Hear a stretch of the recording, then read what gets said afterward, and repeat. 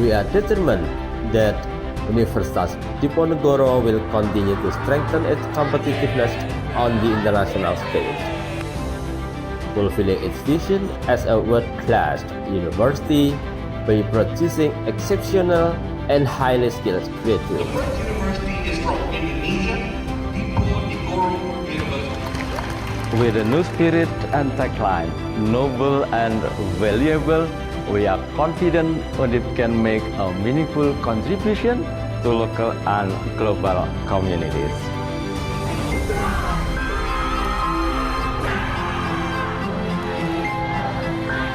Undip Bermartabat, bermanfaat. Yeay!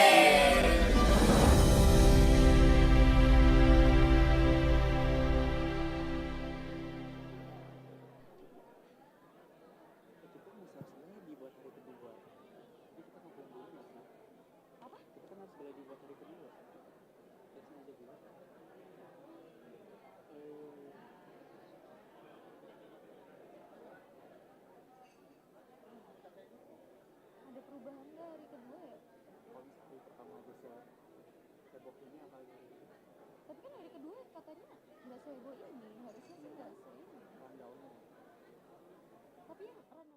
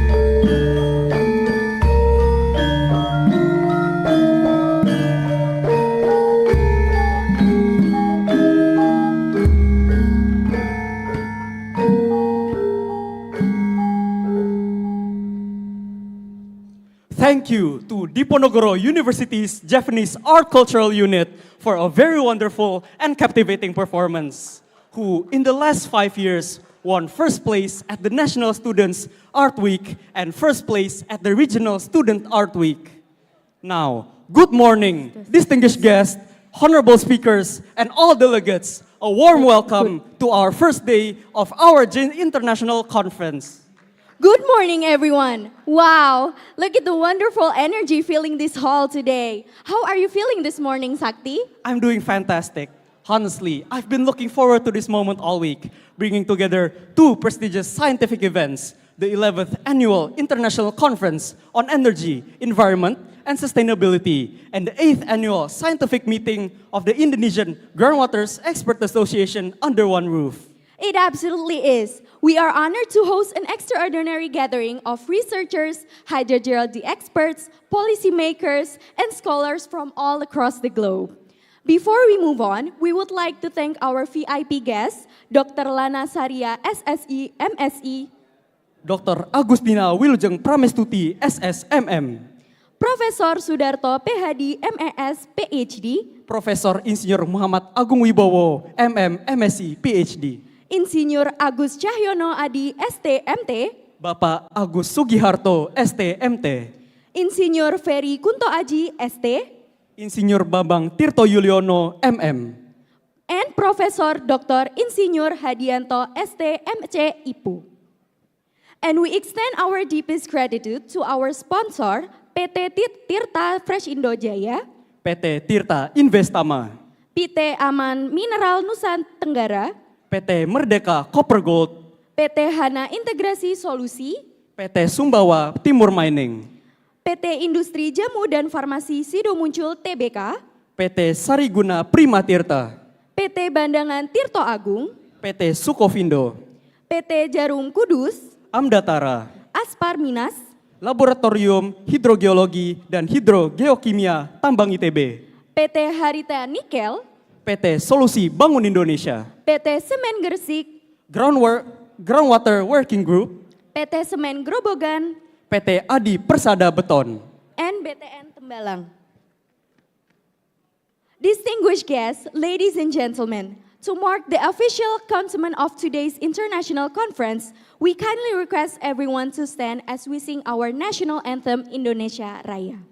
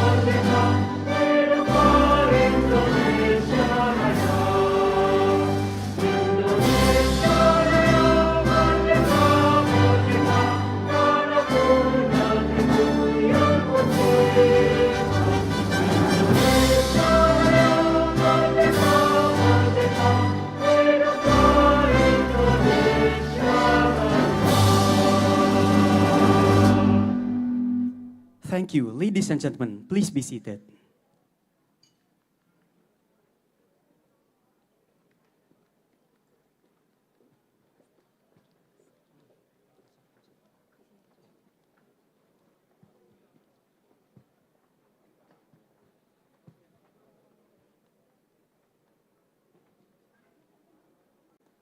To seek blessings, wisdom, and guidance for our proceedings today, may we welcome Haldis Alana Bahar to lead us for a moment of prayer.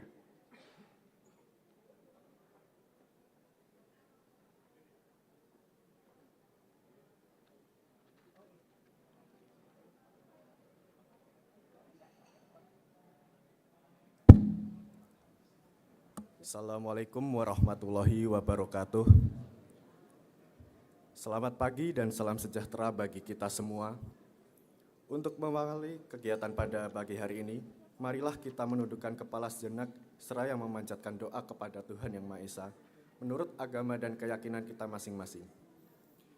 Izinkan saya memimpin doa menurut agama tuntunan Islam.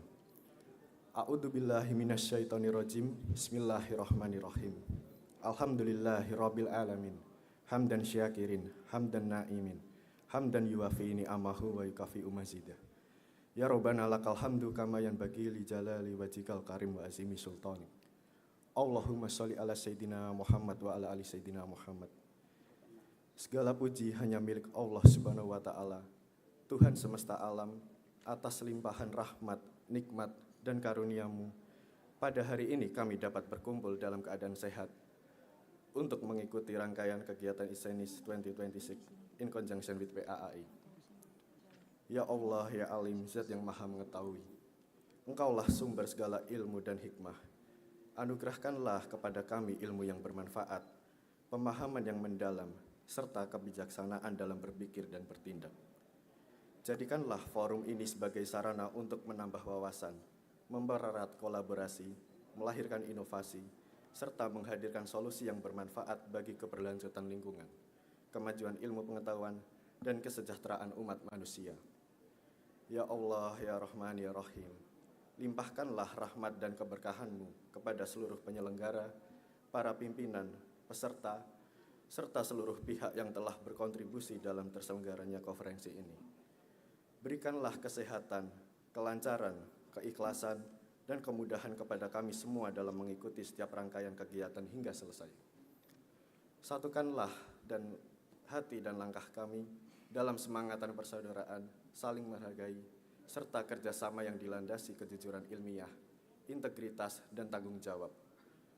Bukakanlah pikiran kami agar mampu menerima ilmu, bertukar gagasan, serta menghasilkan pemikiran yang memberikan manfaat bagi masyarakat, bangsa, dan dunia. Ya Allah, ya Rabbal Alamin, bimbinglah setiap ikhtiar kami agar senantiasa berada di jalan yang Engkau ridhoi. Jadikanlah setiap ilmu yang diperoleh, setiap gagasan yang lahir, dan setiap kolaborasi yang terjalin sebagai amal jariah yang terus memberikan manfaat bagi generasi sekarang maupun generasi yang akan datang. Ya Allah, Engkau Maha Pengampun lagi Maha Penyayang. Ampunilah dosa dan khilaf kami, dosa kedua orang tua kami, para guru, para pemimpin, serta seluruh kaum muslimin dan muslimat yang telah mendahului kami. Rabbana atina fid dunya hasanah wa fil akhirati hasanah wa qina adzabannar. Subhana rabbika rabbil izzati amma yasifun wa salamun alal mursalin walhamdulillahi rabbil alamin. Wassalamualaikum warahmatullahi wabarakatuh.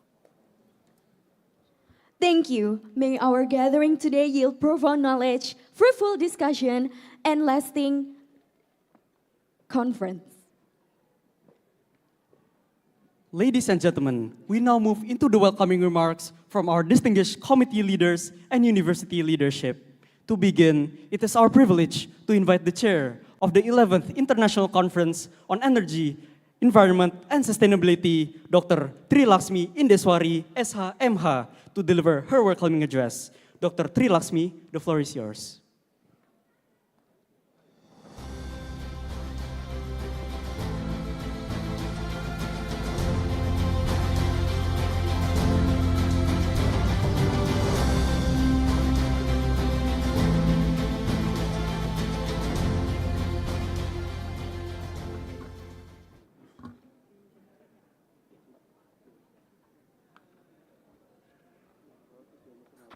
Assalamualaikum warahmatullahi wabarakatuh. Distinguished keynote speakers, invited speakers, respected research academician, representative from industry, government, distinguished guests, ladies and gentlemen, good morning. On behalf of the organizing committee, it is my great honor and pleasure to welcome you all to the 11th International Conference on Energy Environmental Information System 2026. We are delighted to host this prestigious conference, which brings together experts, scholars, research professionals, and industry leaders from around the world.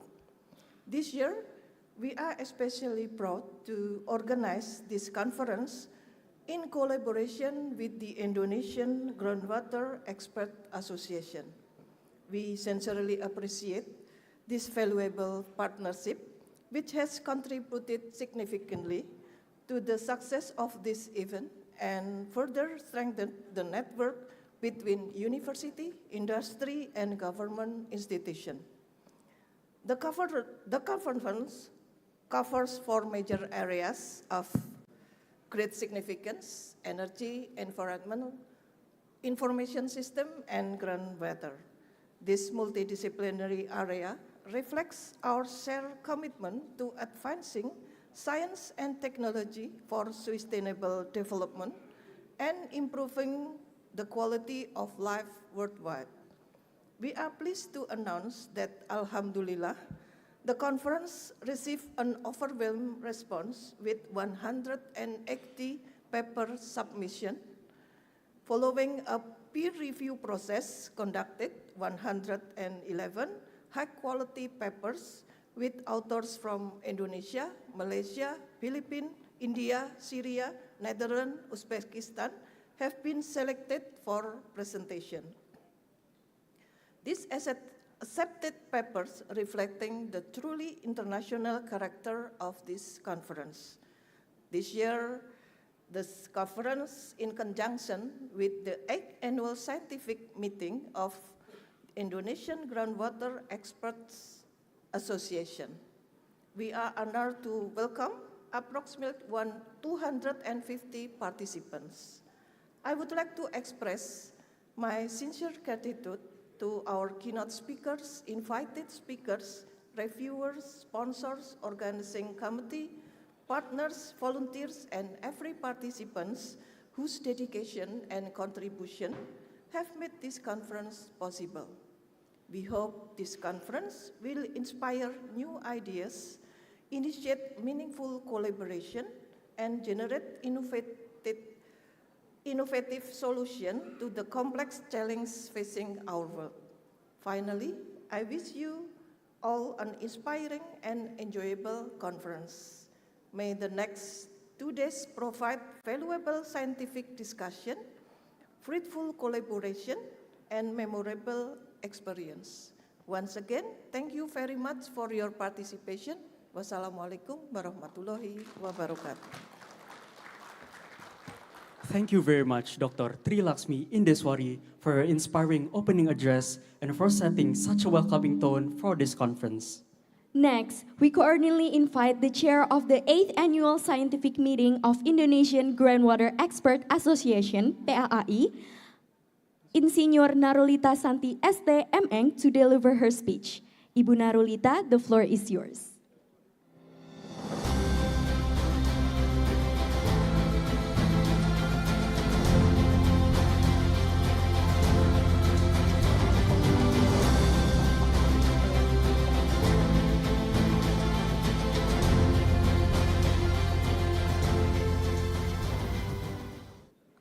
Assalamualaikum warahmatullahi wabarakatuh. Good morning. First and foremost, please allow me to extend my highest respect and warm welcome to our distinguished guests and our distinguished keynote speaker, and all for the VIP guests, our esteemed panelists, invited speaker, moderator, representative for the university, government, institution, research organization, industry, professional, association, sponsor, and colleague, and all of conference participants. Good morning, warm greetings to all. All praise, gratitude to God Almighty for His blessing, which allow for the gather today in 8th annual meeting of Indonesian Groundwater Expert Association for PAAI and held conjunction with the 11th International Conference on Energy, Environment, Information System of ICENIS for 2029. And I'm so very happy for this time. We would like to express for the sincere gratitude to SPS Universitas Diponegoro, Prof. Agung, and for the representative of the Provincial Energy and Mineral Resources Office of the Central Java, Bapak Agus Sugiharto, thank you very much for your support, and of course for the Indonesian Groundwater Expert Association PAAI, Pak Irwan, thank you very much for our conjunction for this time.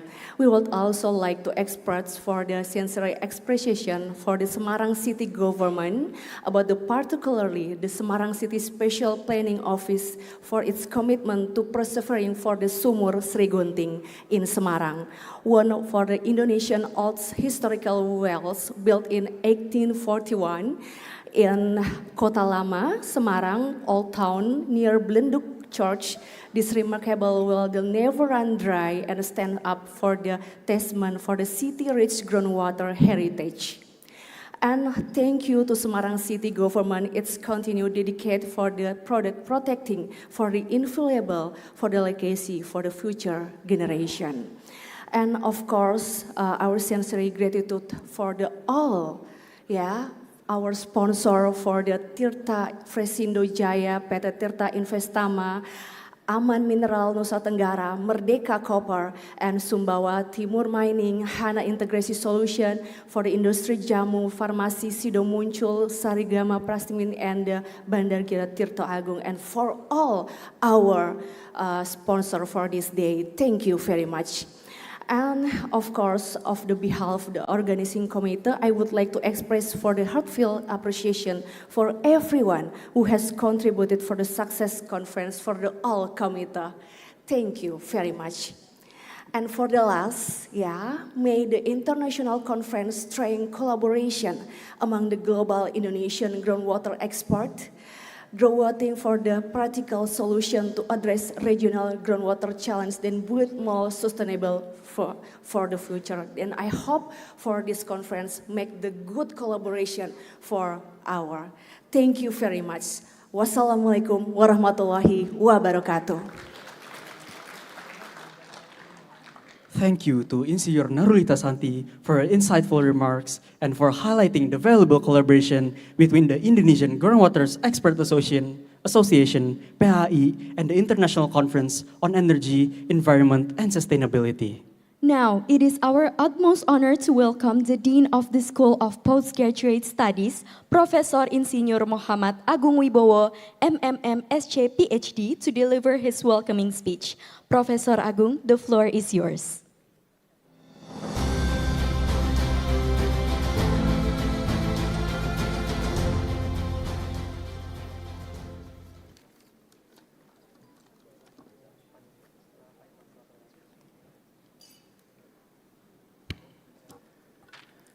Bismillahirrahmanirrahim. Assalamualaikum warahmatullahi wabarakatuh.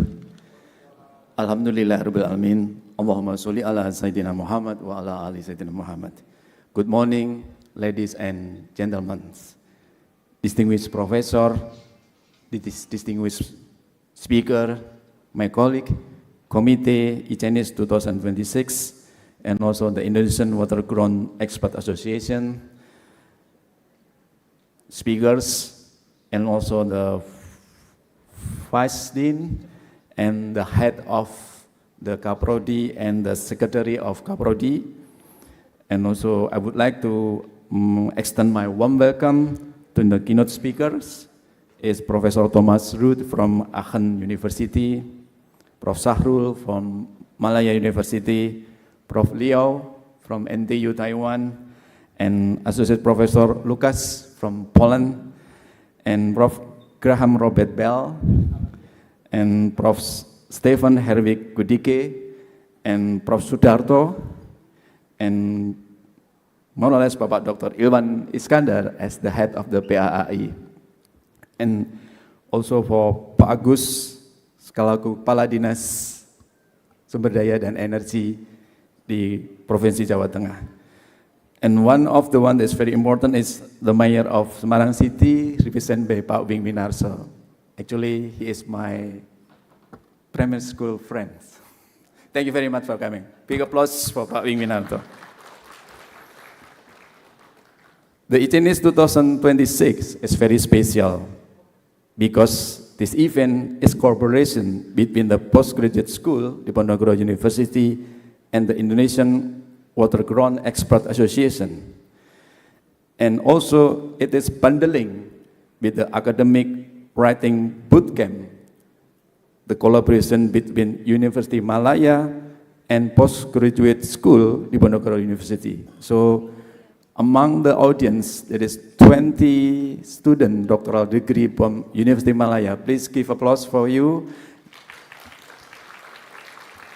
They are put together with 15 doctoral degree from postgraduate school, Diponegoro University, for 4 days to do academic writing in order to publish a good paper for international reputation journal. I would like to thank for all the participants who are writing the papers and also presenting the papers. Finally, I would like to thank to the committee, which is from the postgraduate school, is Bu Laksmi. Please stand up, Bu Laksmi. Thank you very much. And also for the Indonesian Water Ground Expert Association, Bu Naru. Where is Bu Naru? Yes, thank you, Bu Naru. Pak Irwan as well. Thank you, Pak Irwan. Finally, enjoy the seminar and having fruitful discussion, and please make a networking. Alhamdulillahirrahmanirrahim. Wassalamualaikum warahmatullahi wabarakatuh. Thank you. We express our deepest gratitude to Professor Insinyur Muhammad Agung Wibowo for his encouraging leadership and to give a warm welcome to all delegates. We are also honored to hear from the head of the Indonesian Groundwater Expert Association, Bapak Irwan Iskandar, STMT, PhD. We invite you to take the stage.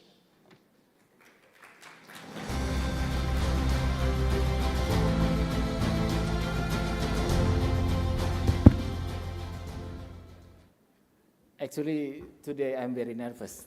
So there are 2 situations that make me very nervous. First is now I'm standing in front of my professor, my teacher, Professor Sudarto, Professor Rudi Sayoga, Professor Heru Hendrayana, Professor Denny Juanda, Professor Lambok Tasoid.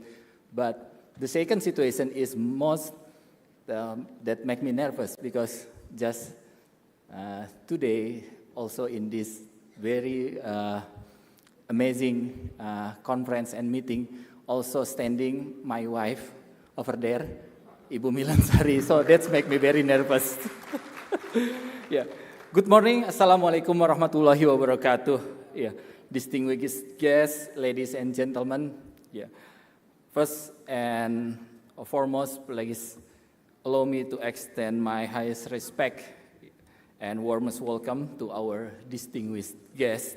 And first, the Honorable Minister of Energy and Mineral Resources, represented by Head of Geological Agency, Dr. Lana Saria, and also the Honorable Mayor of Semarang City, Dr. Agustina Wilujeng, and also Dean of Graduate School of Universitas Diponegoro, Prof. Agung, thank you, and also the Head of Groundwater Conservation Center, Energy and Mineral Resources, Pak Agus Cahyono, thank you, Pak Aca, and also the Head of Provincial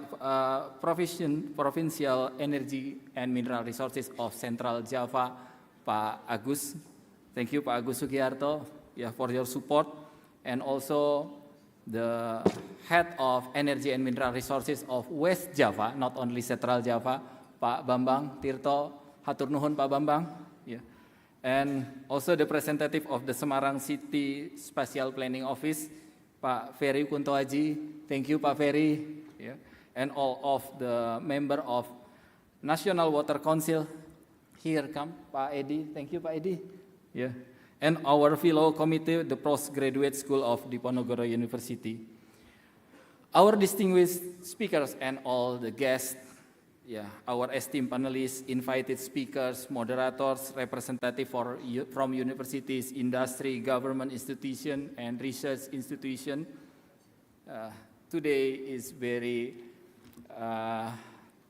amazing day for us. We discuss not only related about the groundwater issue, but also related with the energy and environment and information system, collaboration with the Universitas Diponegoro. I hope that we can make a good network after this. Yeah, we can collaborate, not only related just only for hydrogeologists, but hydrologists can collaborate with other institutions and other industries. Our heartfelt gratitude goes to our sponsor, first PT Tirta Fresindo Jaya, PT Tirta Investama as our platinum sponsor, and PT Aman Mineral, Nusa Tenggara, Merdeka Copper Gold, Sumbawa Timur Mining, Industri Jamu and Farmasi Sido Muncul, and Sri Guna Pramatirta, PT Bandang Tirta Agung, Sukovindo, Jarum Kudus, Amdatara, Aspar Minas, Laboratory of Hydrogeology and Hydrogeochemistry, ITB, Harita Nickel, Solusi Bangun Indonesia, Semen Gresik, Groundwater Working Group, Pak Heru, thank you, and Semen Grobogan, also PT Hana Integrasi Solusi, and PT Adi Persada Beton, and of course, Bank Tabungan Negara Tembalang. I talked with my colleagues about this meeting. They asked me about what kind of meeting today is, because we collaborate not only water industry or food industry or beverage industry, but collaborate with the mining industries. This is very, very amazing. They said how to make those industry can sit at the same time and discuss about the sustainability of groundwater and environmental issue. We are also delighted to welcome more than 250 participants, including oral presentation, poster presentation, and also yesterday we held the field trip. Very experience result for us to get know about the ancient or old wells, start from Dutch in maybe 1841. I forgot the exact year, but today we also can get many scientific knowledge from the academic, researcher, and industry to fostering international collaborating in addressing today's most pressing environmental challenge. Ladies and gentlemen, the theme of this year is Sustainable Tomorrow, redefining a holistic environmental social governance approach to energy, groundwater, and information system. Finally, may this conference strengthen our collective commitment to protect it, not only groundwater, but all environmental and also natural resources, advancing scientific excellence, and supporting the achievement of the Sustainable Development Goal for a more resilient, inclusive, and sustainable future.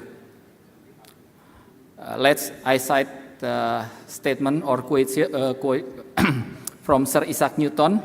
Maybe yesterday we built too many walls, but start from now, we must build enough bridge to make a connection between each department, each field, each issues. So let us build collaboration. I wish all participants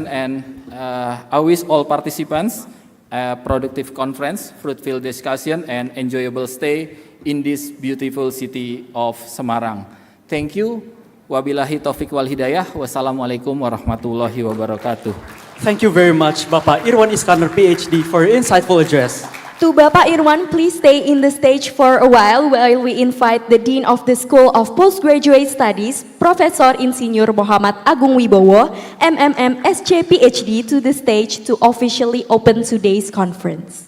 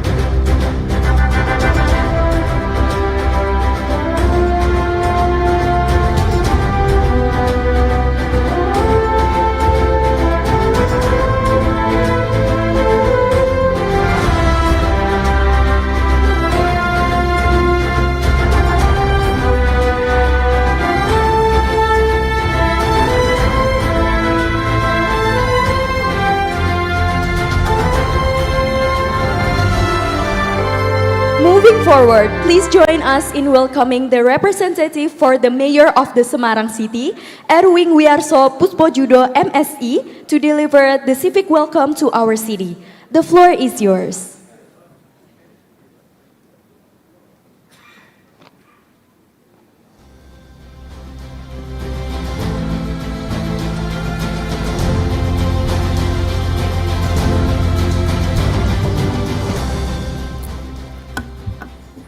Bismillahirrahmanirrahim. Assalamualaikum warahmatullahi wabarakatuh. The honorable guest, first head of the Geological Ministry of Energy and Mineral Resources, Mrs. Lana Saria, SSI MSI, Rector of University Diponegoro, Prof. Sudarto, PhD, MAS, PhD, and Head of the Central Java Energy and Mineral Resources Office, Mr. Agus Giarto, STMT, Dekan of the Graduate School Universitas Diponegoro, Mr. Professor Insinyur Muhammad Agung Wibowo. He's my friend. And Ruth Essen, Germany, Professor Thomas R. Ruth, and head of the Indonesian Groundwater Expert Association, PAAI, Mr. Irwan Iskandar, Chair of 8th Annual Scientific Meeting, Insinyur Narulita Santi, STM, ANJ,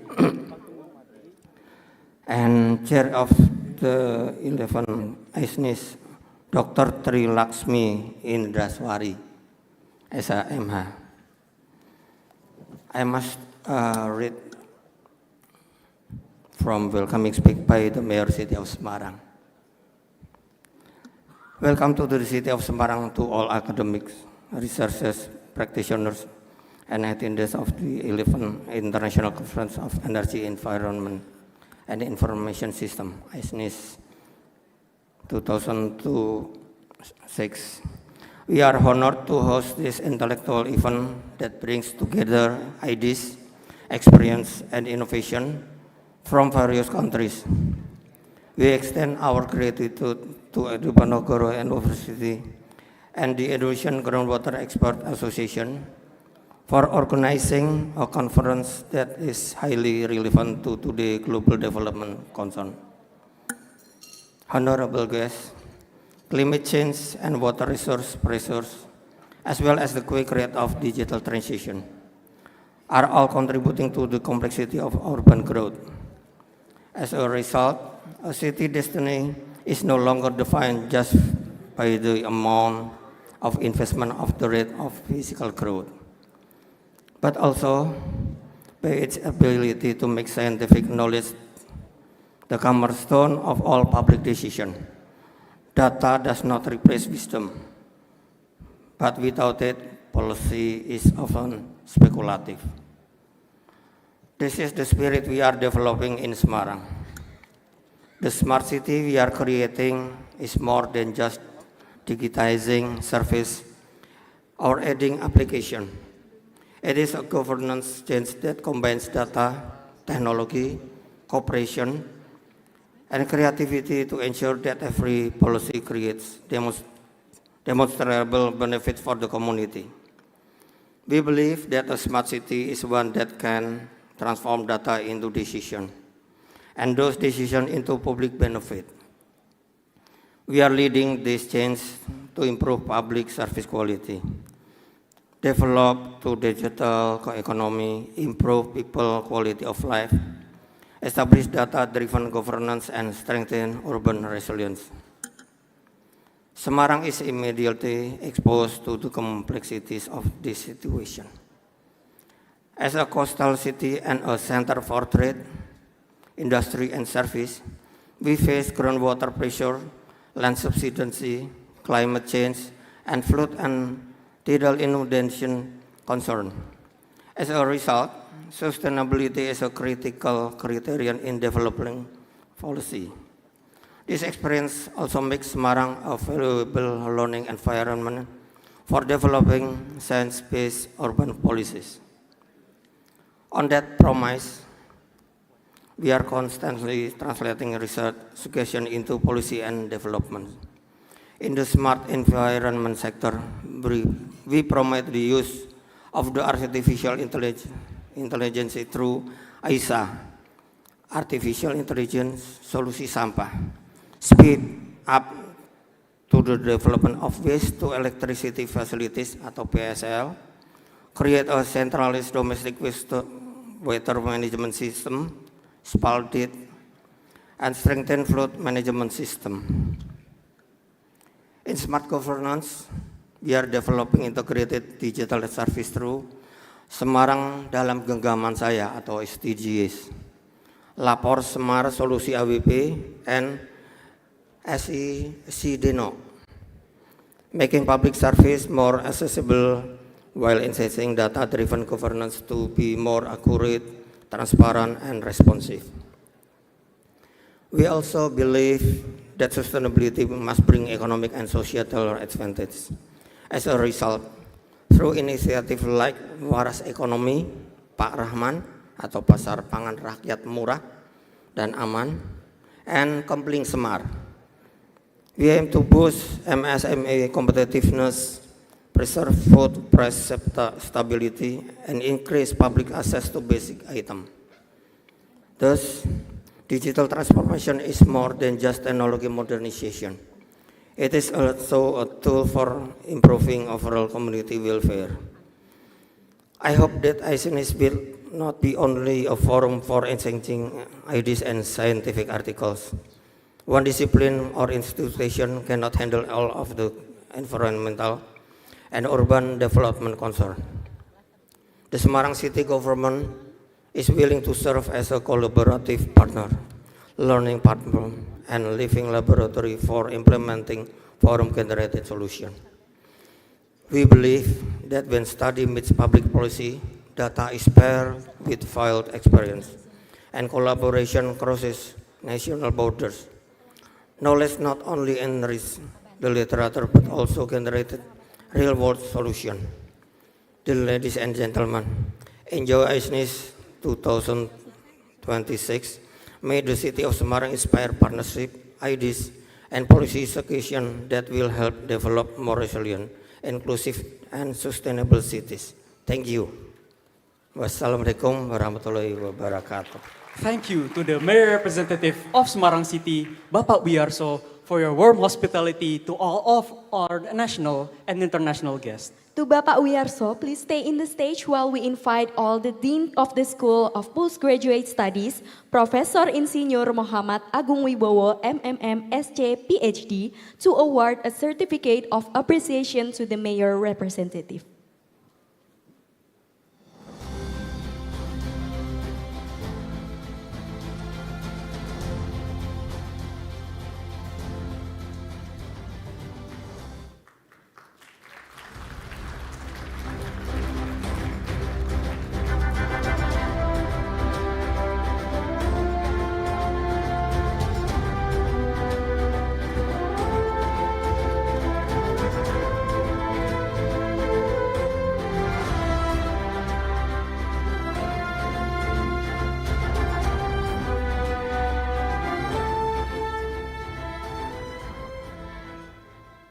Now, to wrap up our opening speeches, it is a great privilege to invite the head of the Geological Agency, Dr. Lana Saria, SSE, MSE, to deliver the keynote opening speech. The floor is yours.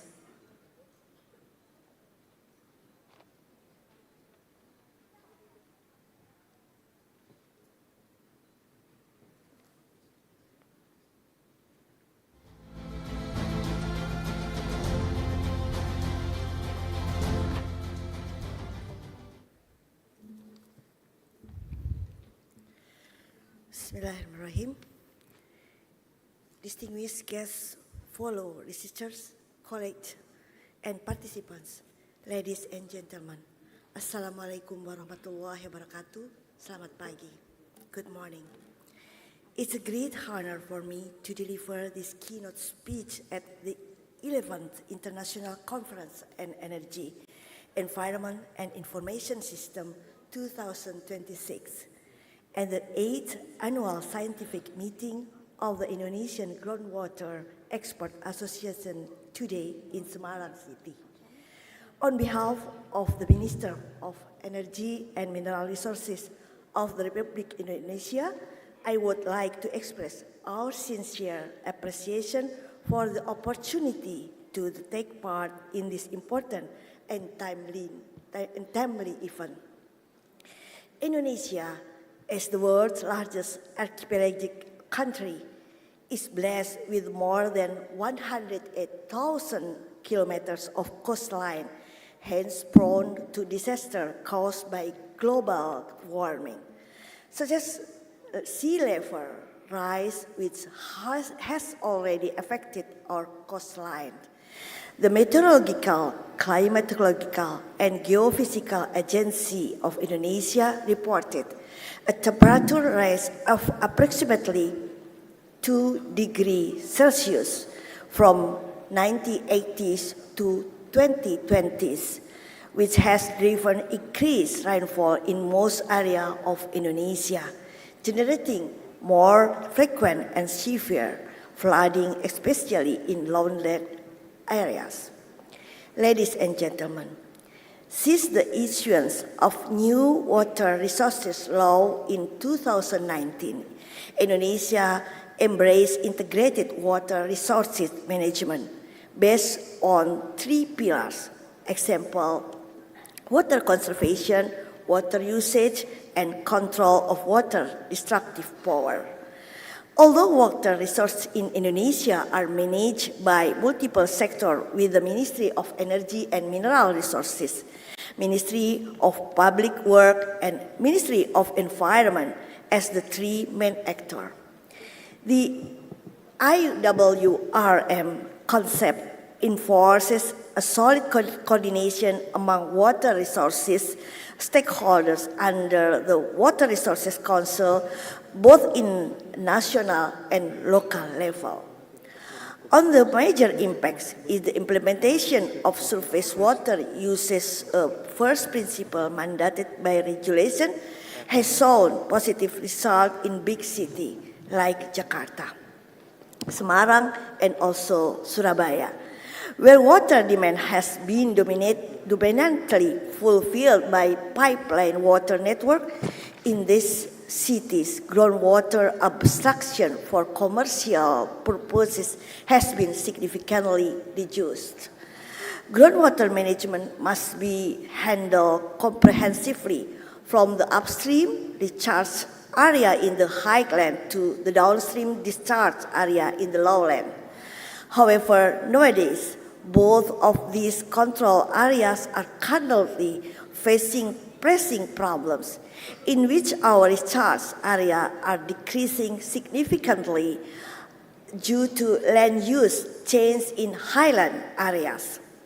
Population and economic growth have created demand for larger residential and commercial development, which substantially reduces groundwater recharge potential.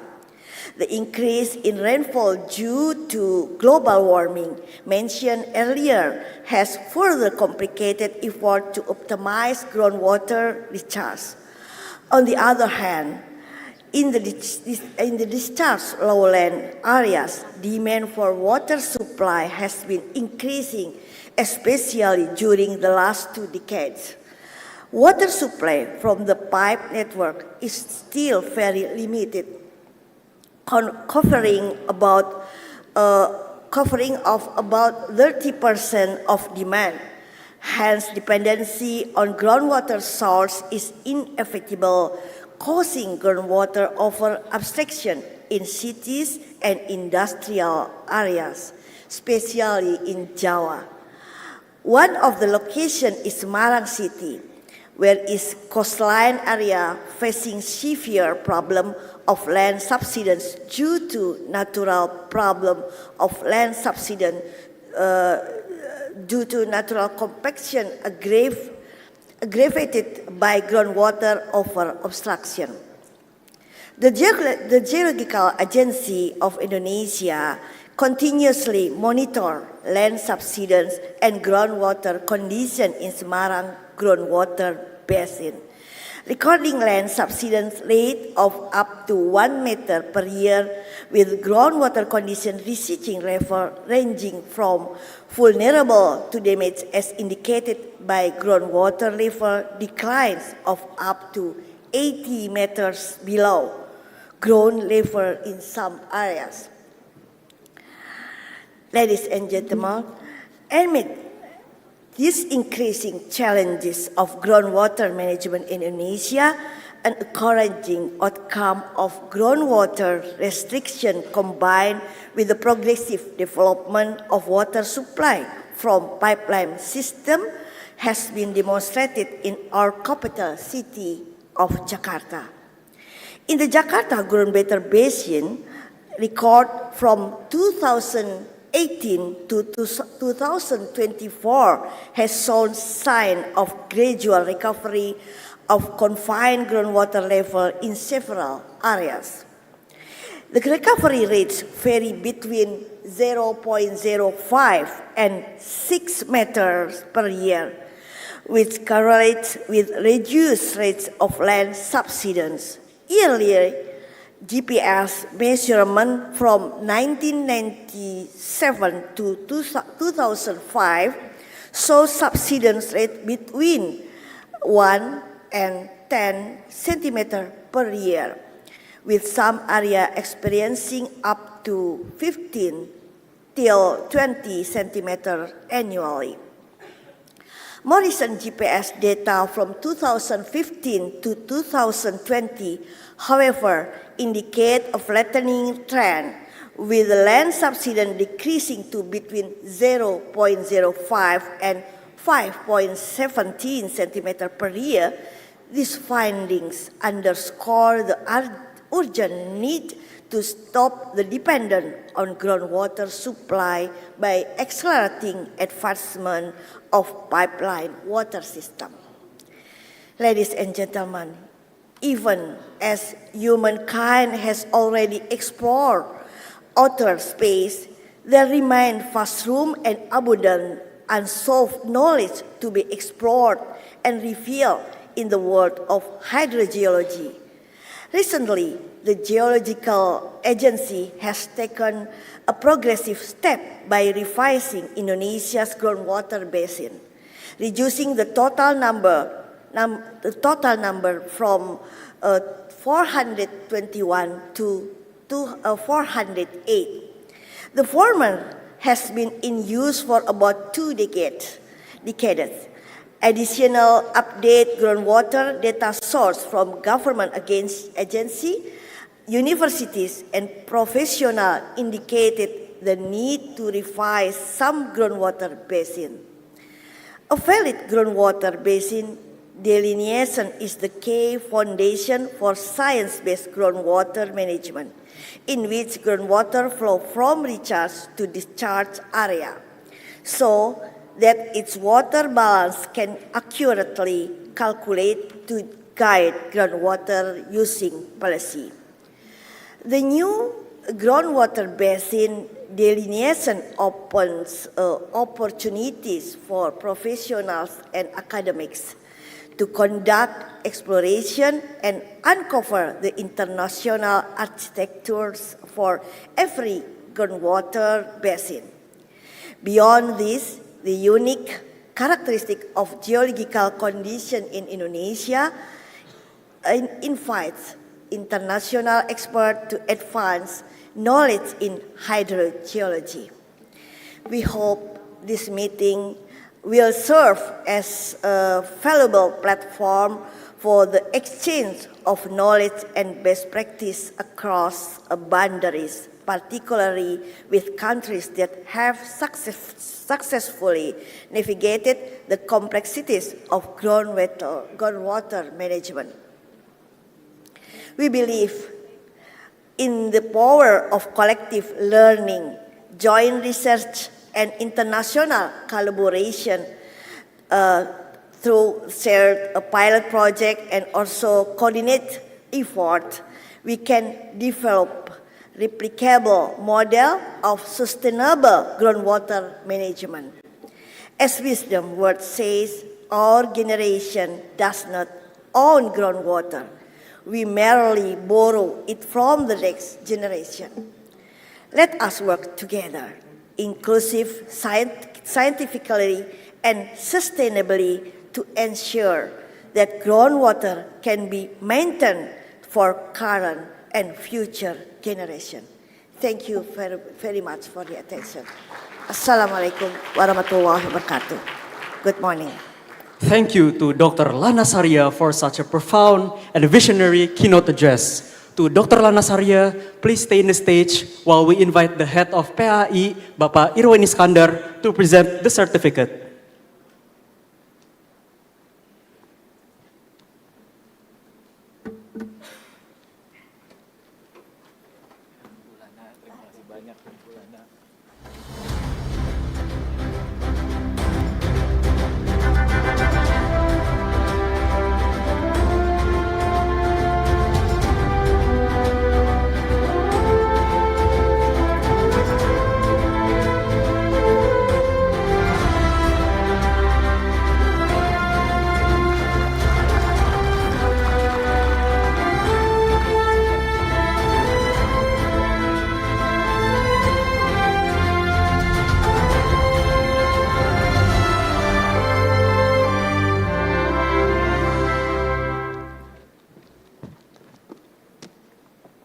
Ladies and gentlemen, we now arrive at a momentous highlight of today's conference. That's right. It is our great honor to announce the soft launching of our thesis, the National Groundwater Database.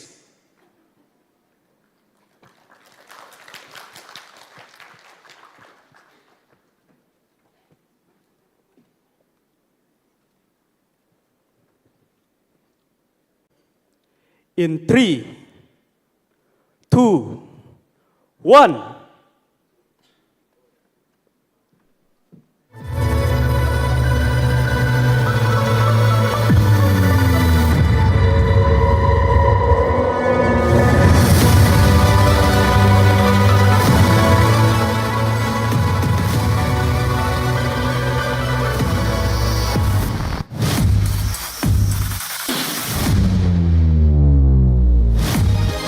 Merupakan sistem informasi terpadu yang dirancang untuk mendukung pengelolaan air tanah di Indonesia secara lebih efektif, akurat, dan berkelanjutan. Artesis mengintegrasikan berbagai jenis data, termasuk data perizinan, pemantauan, serta data dan informasi hidrogeologi lainnya yang diperkuat dengan analisis komprehensif untuk mendukung perencanaan, pengawasan, evaluasi, dan pengambilan keputusan berbasis data.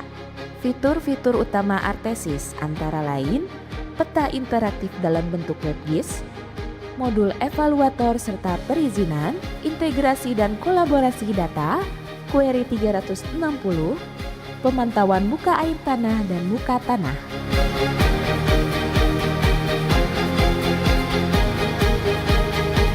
Secara keseluruhan, Artesis dikembangkan sebagai bagian dari upaya transformasi digital dalam pengelolaan air tanah melalui integrasi data, pemanfaatan teknologi geospasial, otomasi analisis, serta kolaborasi antar pemangku kepentingan. Artesis diharapkan dapat memperkuat kualitas layanan informasi, meningkatkan efektivitas pengelolaan air tanah, serta mendukung terwujudnya pengelolaan air tanah yang berkelanjutan.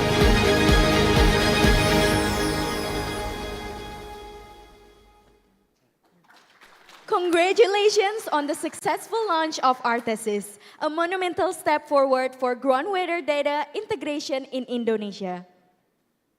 Ladies and gentlemen, we now hold a very special ceremony, the awarding of the Lifetime Achievement and the Legacy Awards of PAAI, honoring outstanding lifelong contributions to hydrogeology.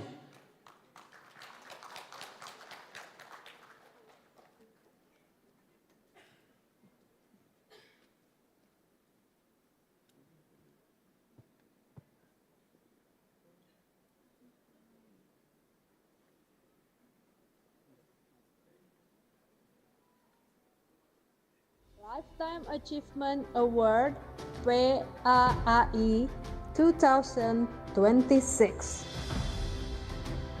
On behalf of PAAI, we sincerely appreciate your valuable participation and dedication. Professor Dr.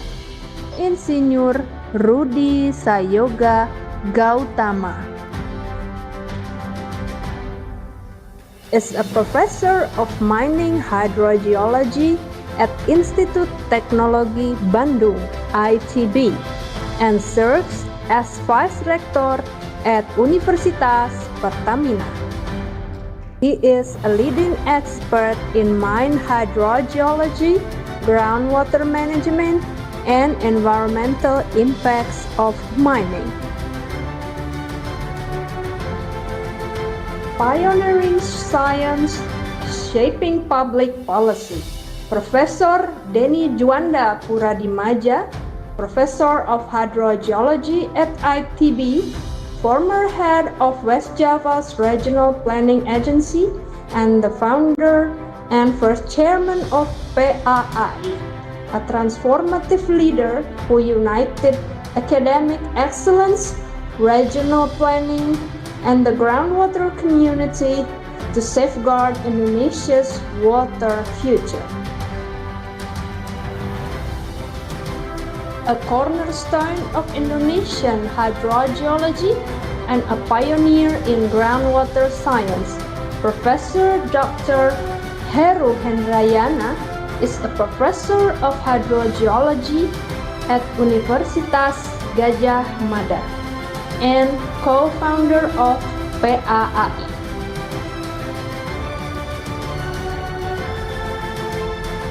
Educated at RWTH Aachen in Germany, he has spent decades advancing volcanic aquifer modeling, building international research partnerships, and inspiring generations of groundwater experts.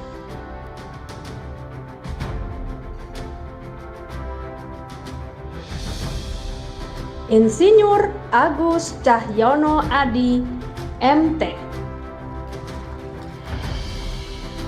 Head of the Center for Groundwater and Environmental Geology, Ministry of Energy and Mineral Resources, ESDM. leading the future national groundwater management through digital transformation, integrated online permitting, and transparent public data access. Shaping sustainable water resources for West Java. Insinyur Bambang Tirto Yuliono leads the West Java Provincial ASDM Department. Combining his background in geological engineering with proven public leadership, he is driving strategic groundwater protection, regulatory compliance, and long-term aquifer sustainability across the West Java region.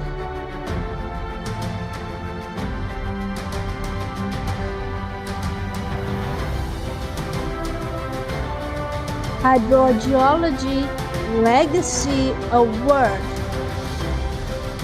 dedicated in honor of a visionary educator, researcher, and mentor.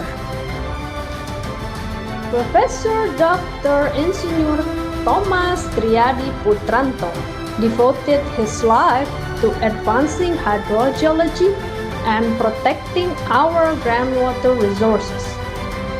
An expert in groundwater modeling, hydrogeochemistry, and coastal aquifer research, his work has shaped sustainable water management across Indonesia. As an inspiring educator, mentor, and leader at Geological Engineering Diponegoro University, he guided generations of geoscientists with dedication and excellence. At the 8th Annual Scientific Meeting in Semarang, the Indonesian Association of Groundwater Experts, PAAI, proudly present the Hydrogeology Legacy Award to Professor Dr. Insinyur Thomas Triadi Putranto in recognition of his enduring contributions to science, education, and society.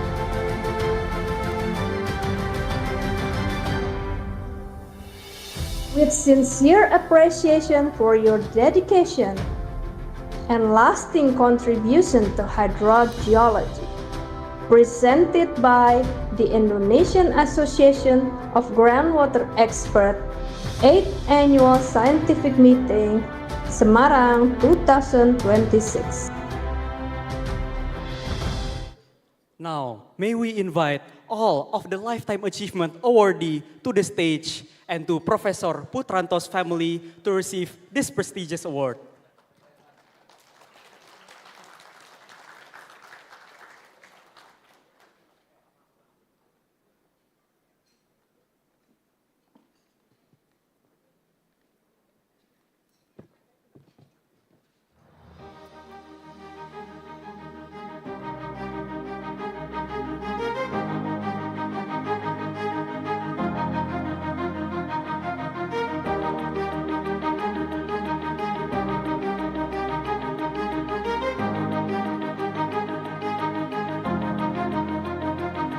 To the head of PAAI, Pak Irwan, please present the certificates.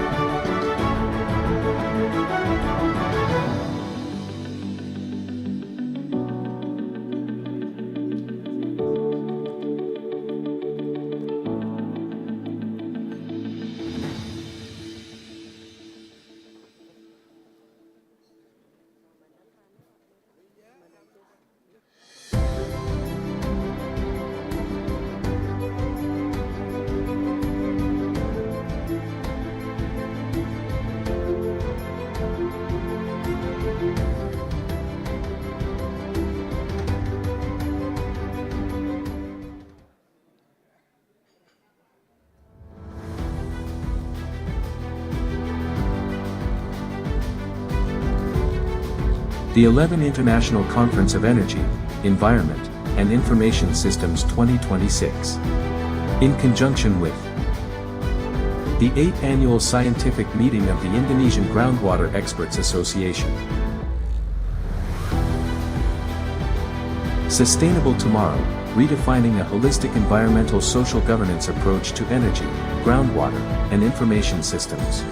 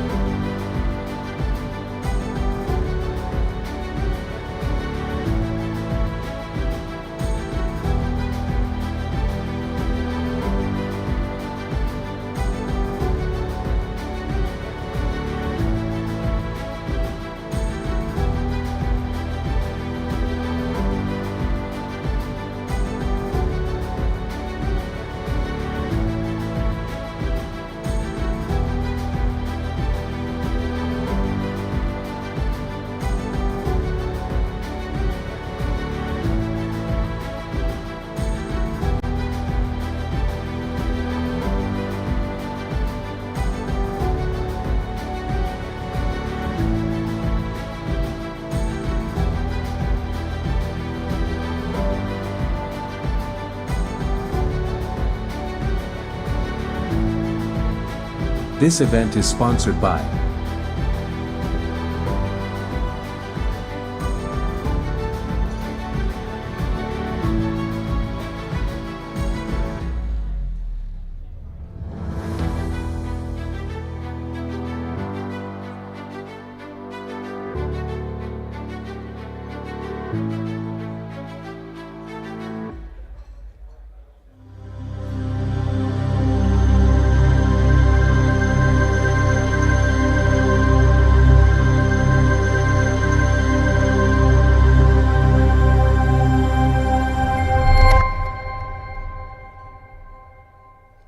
Now, ladies and gentlemen, moving into our first keynote session, we are honored to feature 3 eminent global scholars. Please join us in welcoming our first distinguished keynote speaker, Professor Dr. Thomas Arut, to the podium.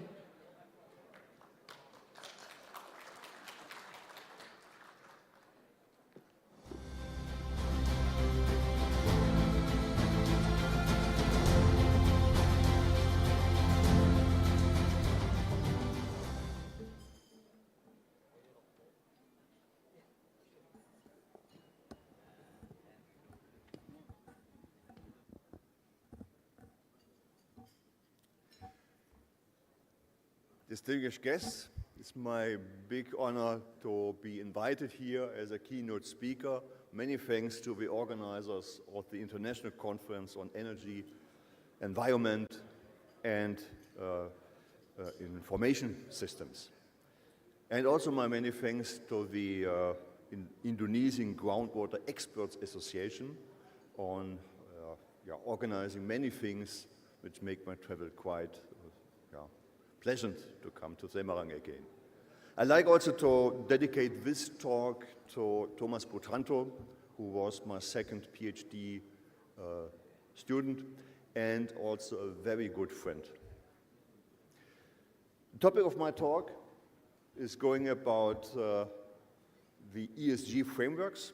I will give some introduction to that from a perspective of European Union and how we meet these challenges from the point of groundwater modeling and groundwater experts. Can you please move to the next? Thank you. This triangle gives you the framework of ESGs.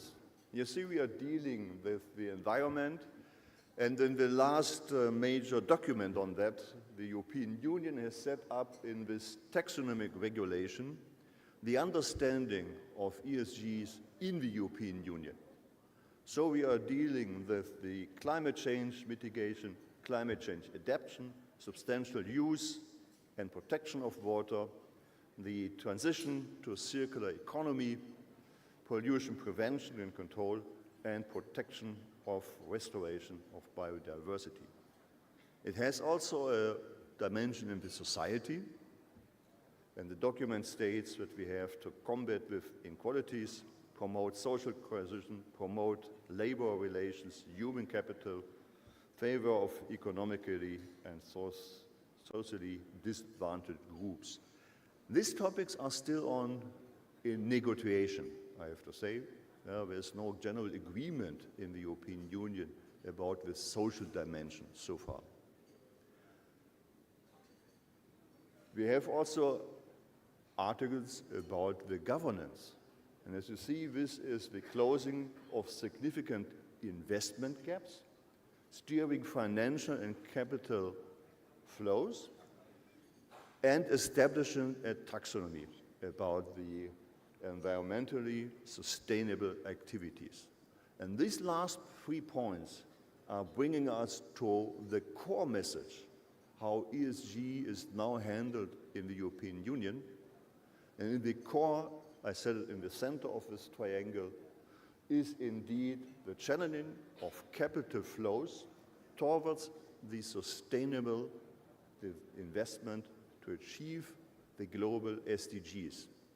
So the European Union has discovered that we have indeed a gap of private investment into the realization of the SDGs, and that the state resources of the European states will not be sufficient to achieve the SDGs.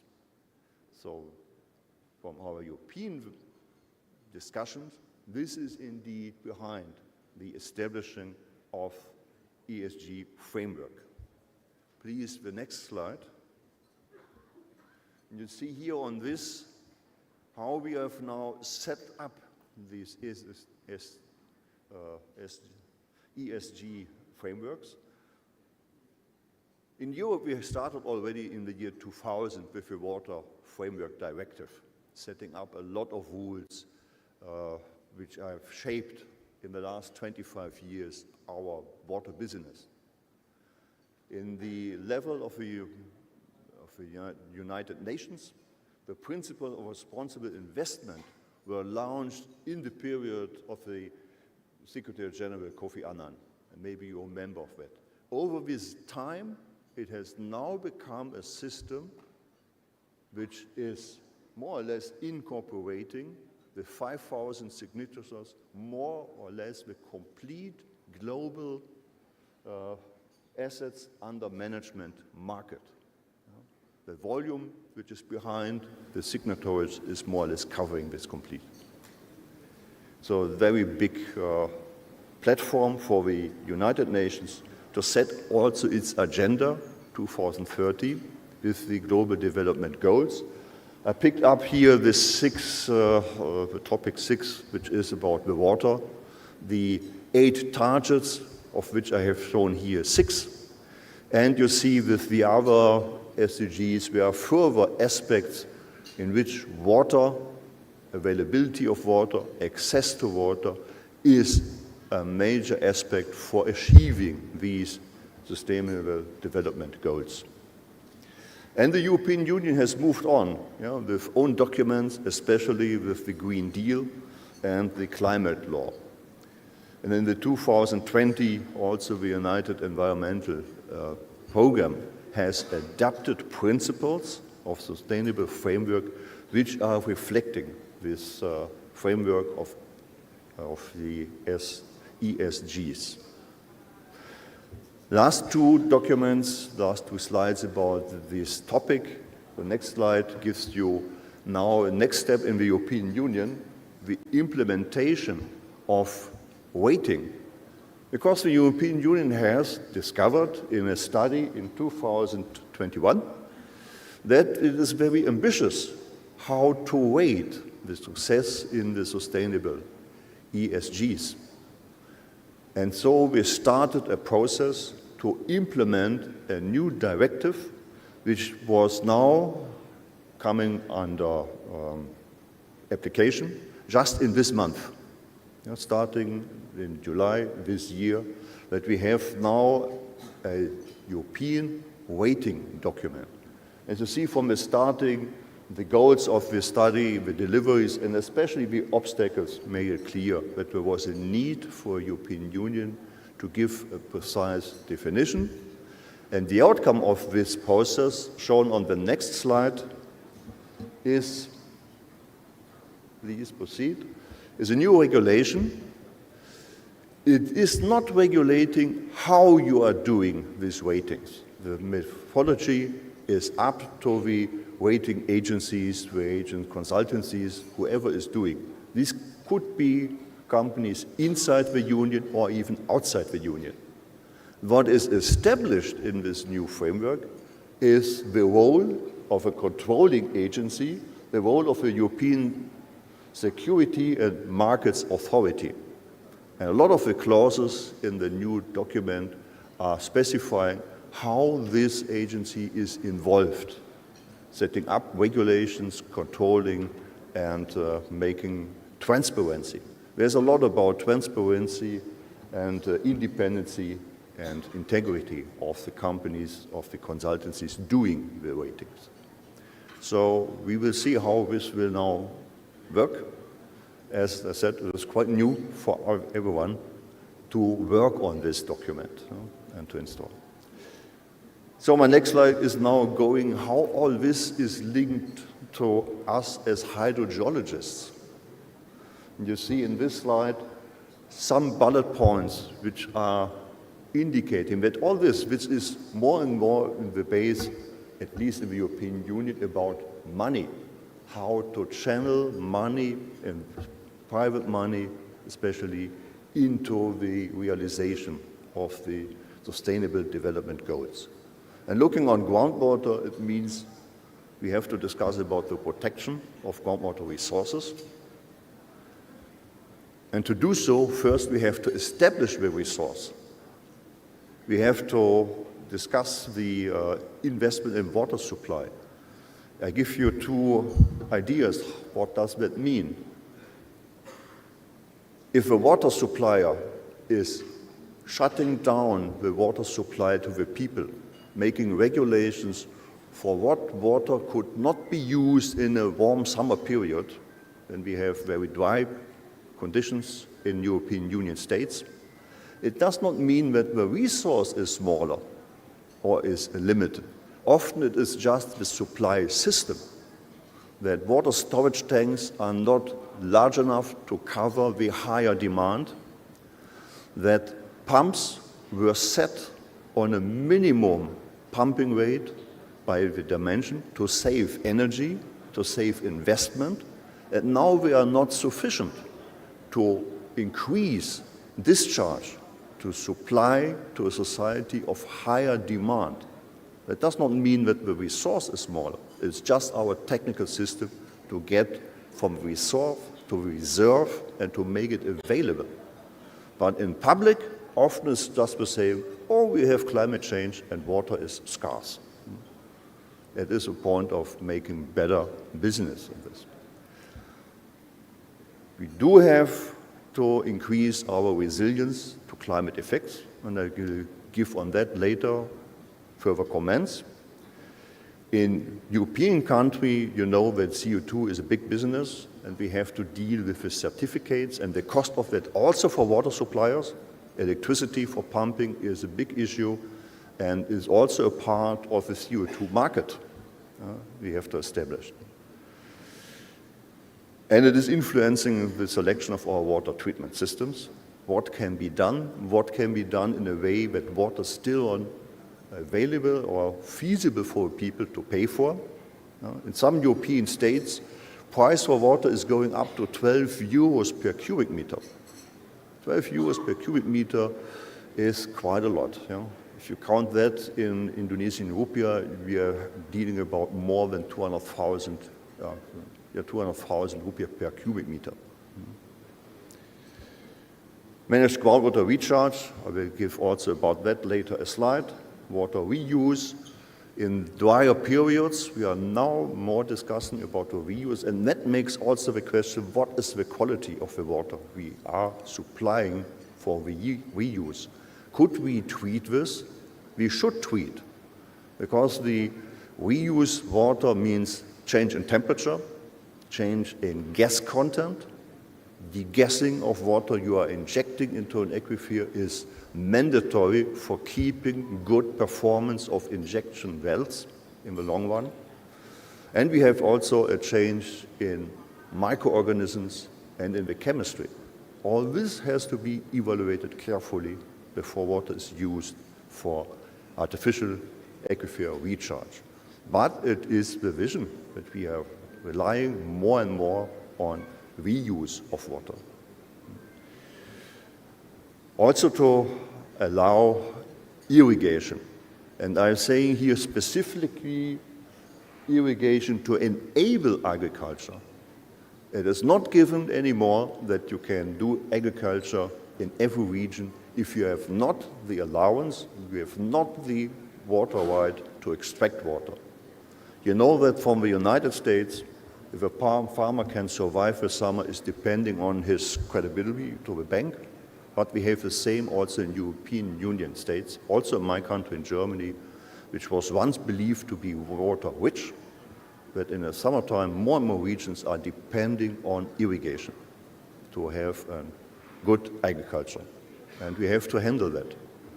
It was already said here before by Professor Iskander that many of these things are a question of stakeholder involvement with different options. I'm coming from a region of lignite mining where we have extracted for more than 140 years lignite, and the groundwater, of course, is changed and had an influence. I talked about the agriculture and the needs for agriculture. And the other side, we have a principle, at least in the European Union, that the water for drinking purposes for people is the first priority. And now to bring these things together in an economic good environment and to achieve this ESG framework. Next slide, please. I'd like now a bit to go into a discussion about these climate effects on groundwater. And on this slide, you see what the target is. From the climate research, we will get inputs, informations about heat per square meter. That is the output of climate models. For us in the water business, in groundwater, it means we have to transform heat in knowledge about the groundwater. And this means we have several steps to achieve that. And in these steps is always some ambitious decision and there is some uncertainty. Next slide about this. I give you now a result which was produced by my colleagues at the research center Jülich, which is just beside Aachen, and we are cooperating a lot.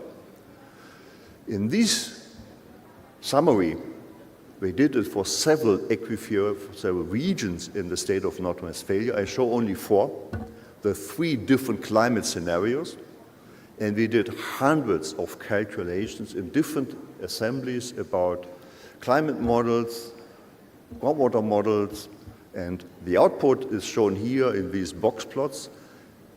If the information is above the 0 line, it simply means we are expecting more groundwater.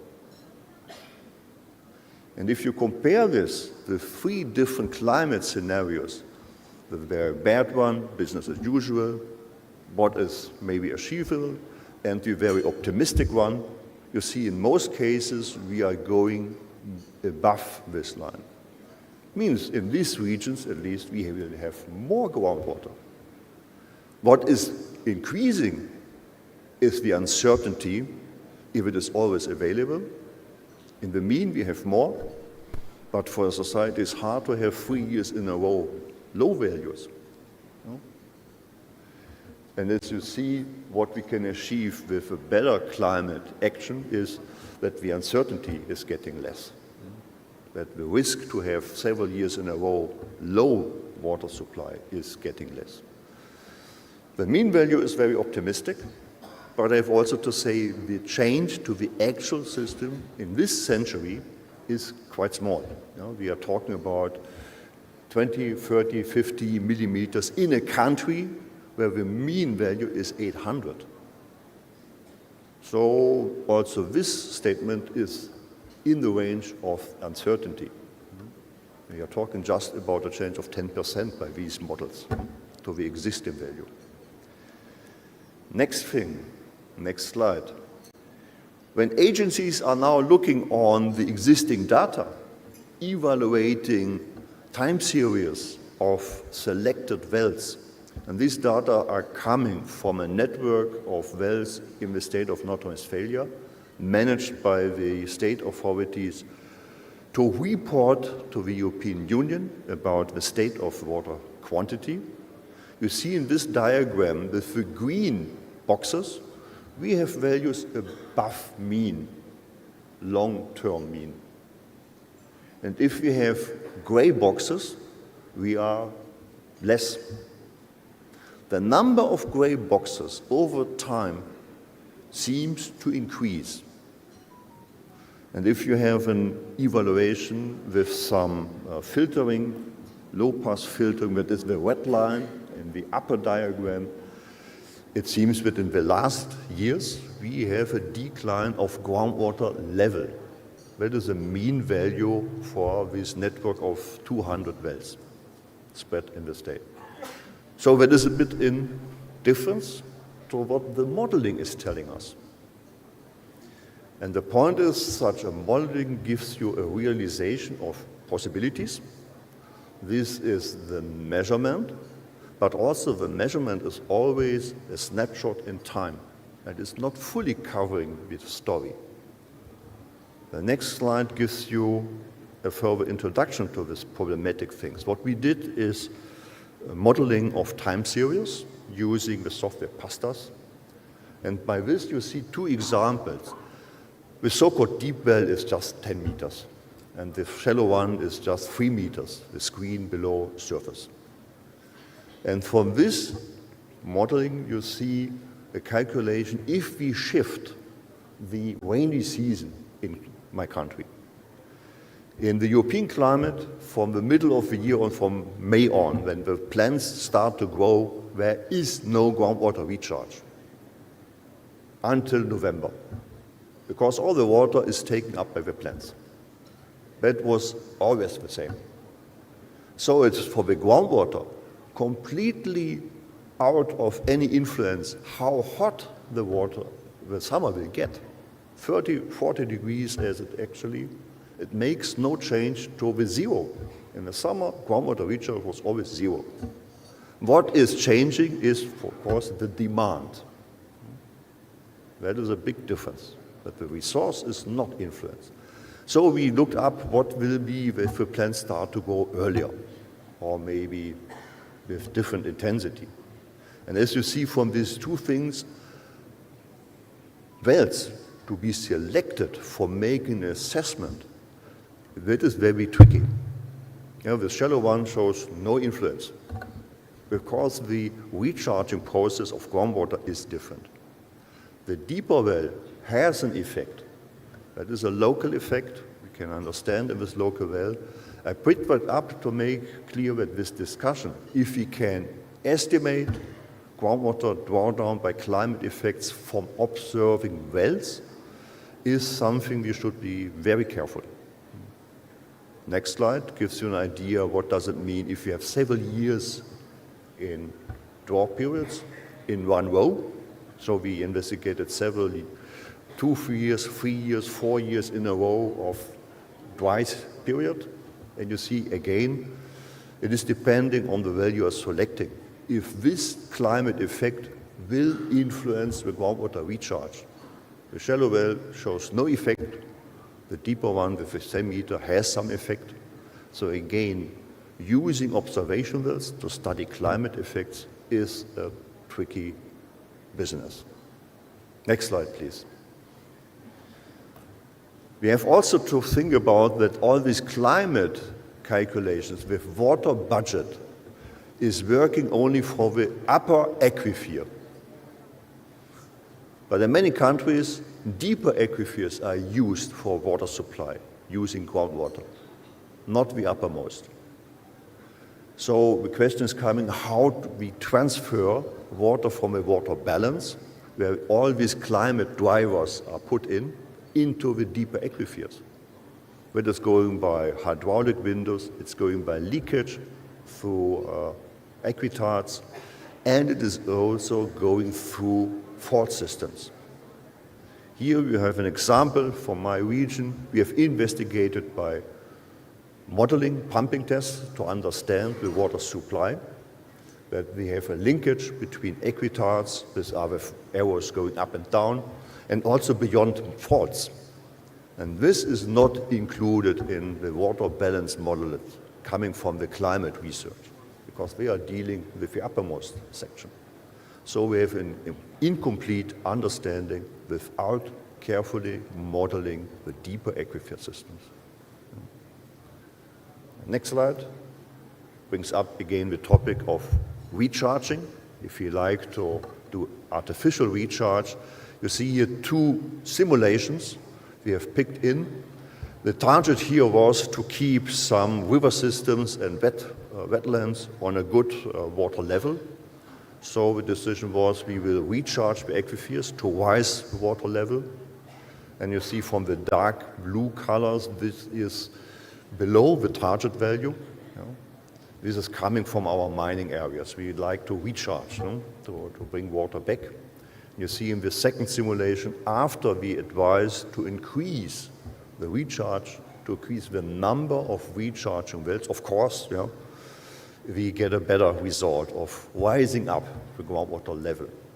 So it's again that the groundwater modeling is the only tool we have to look into the future.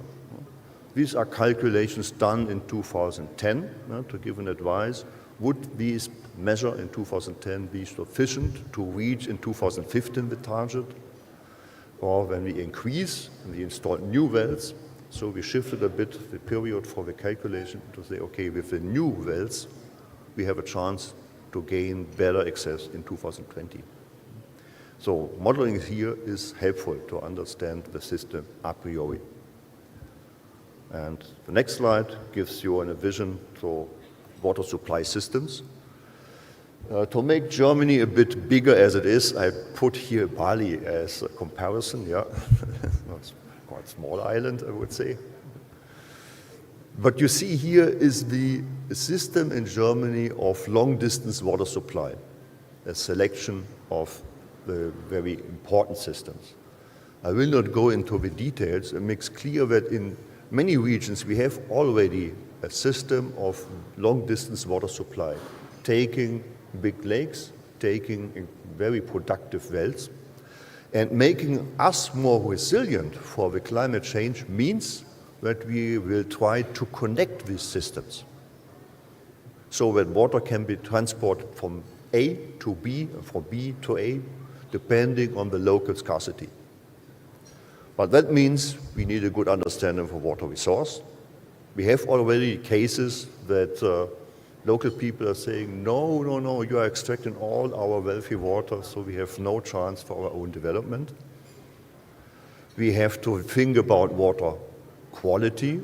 As you know, mixing of water of different type is a tricky business with respect to carbon dioxide equilibrium with contact to fouling aspects. So we need a better understanding what will happen when the water are mixing.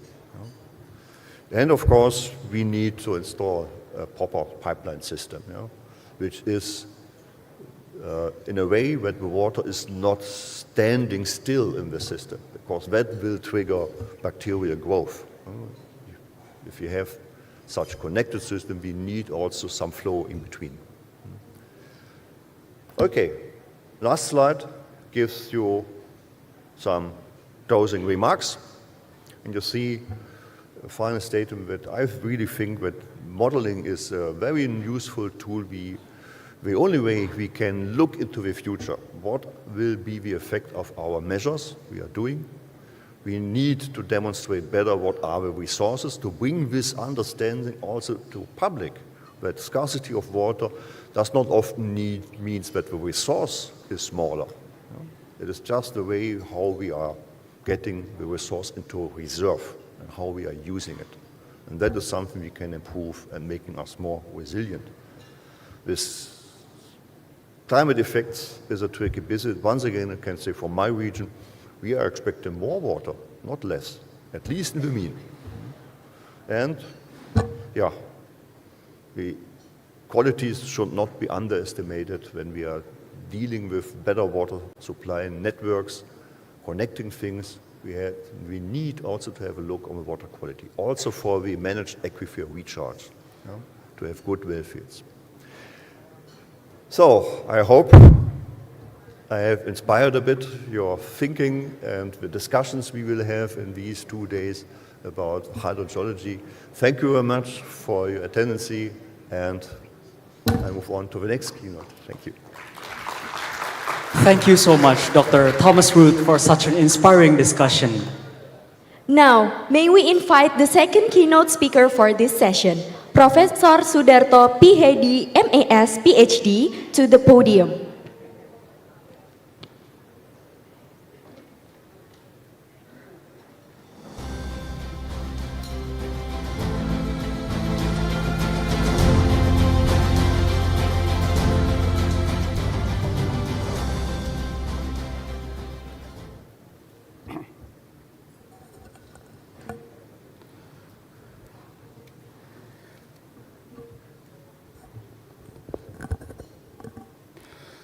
Bismillahirrahmanirrahim. Assalamualaikum warahmatullahi wabarakatuh. Distinguished guests, ladies and gentlemen, good morning. I hope you are all in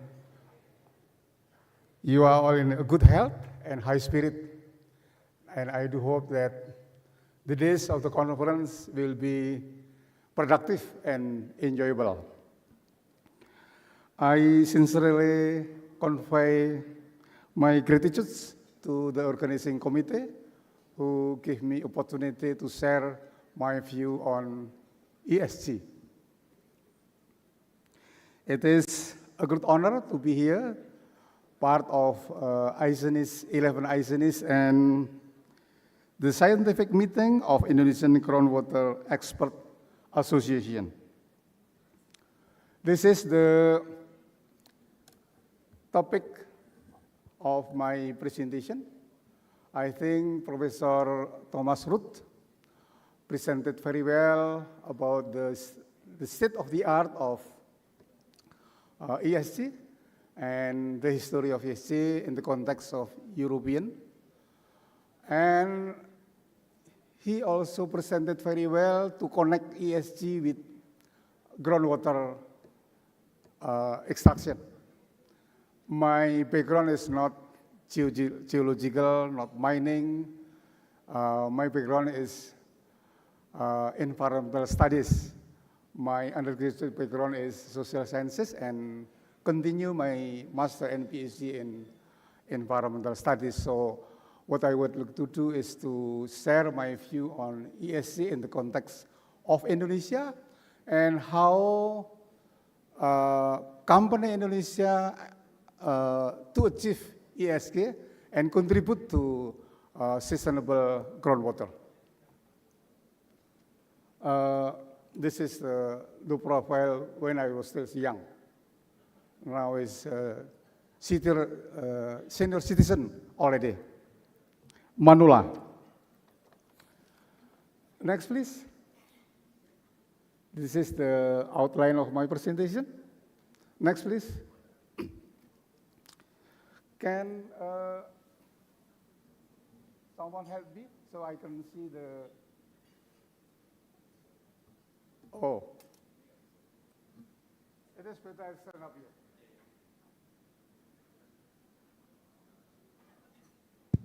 Okay.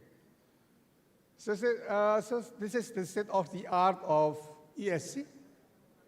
Principally is the evaluation of firm or company awareness on environment and social. So it's a non-financial aspect. And one of the ranked institution, which is called Sustainalytics, divide ESG rating is low, moderate, high, and severe. I will explain more about this. Next, please. So this is another understanding of ESG. I have 28 slides, so I will skip the ones that technical. So I will present the substance and the summary of each aspect of ESG. Next, please. Next, please. Yeah, so in short, ESG is, if who already heard about green business, is effort to synergize between profit, people, and planet, to be balanced. And one of them can be achieved through CSR. CSR is effort to integrate economic, environment, and social aspect on cultural system, meaning that to internalize in the company to make it social, environment, and profit to be a balance. Next. So this is the environmental aspect of ESG. Can I have the next one, please? The summary, to make it short, the presentation. Otherwise, I will consume a lot of time. Next, please. Next. This is summary. I think Prof. Thomas already presented this scope of environment of ESG. Next. Next, please. Yes, this is the summary. Seawater nature, energy use, natural resource conservation. I think the groundwater is part of natural resource conservation. Waste management, carbon, sustainable report, greenhouse, and so on. Climate-related risk. Next, please. This is social aspect. Can I have the next slide, please? The summary one. Next, please. Next. Yeah, the summary. So, the social aspect of ESG, the first one is how the company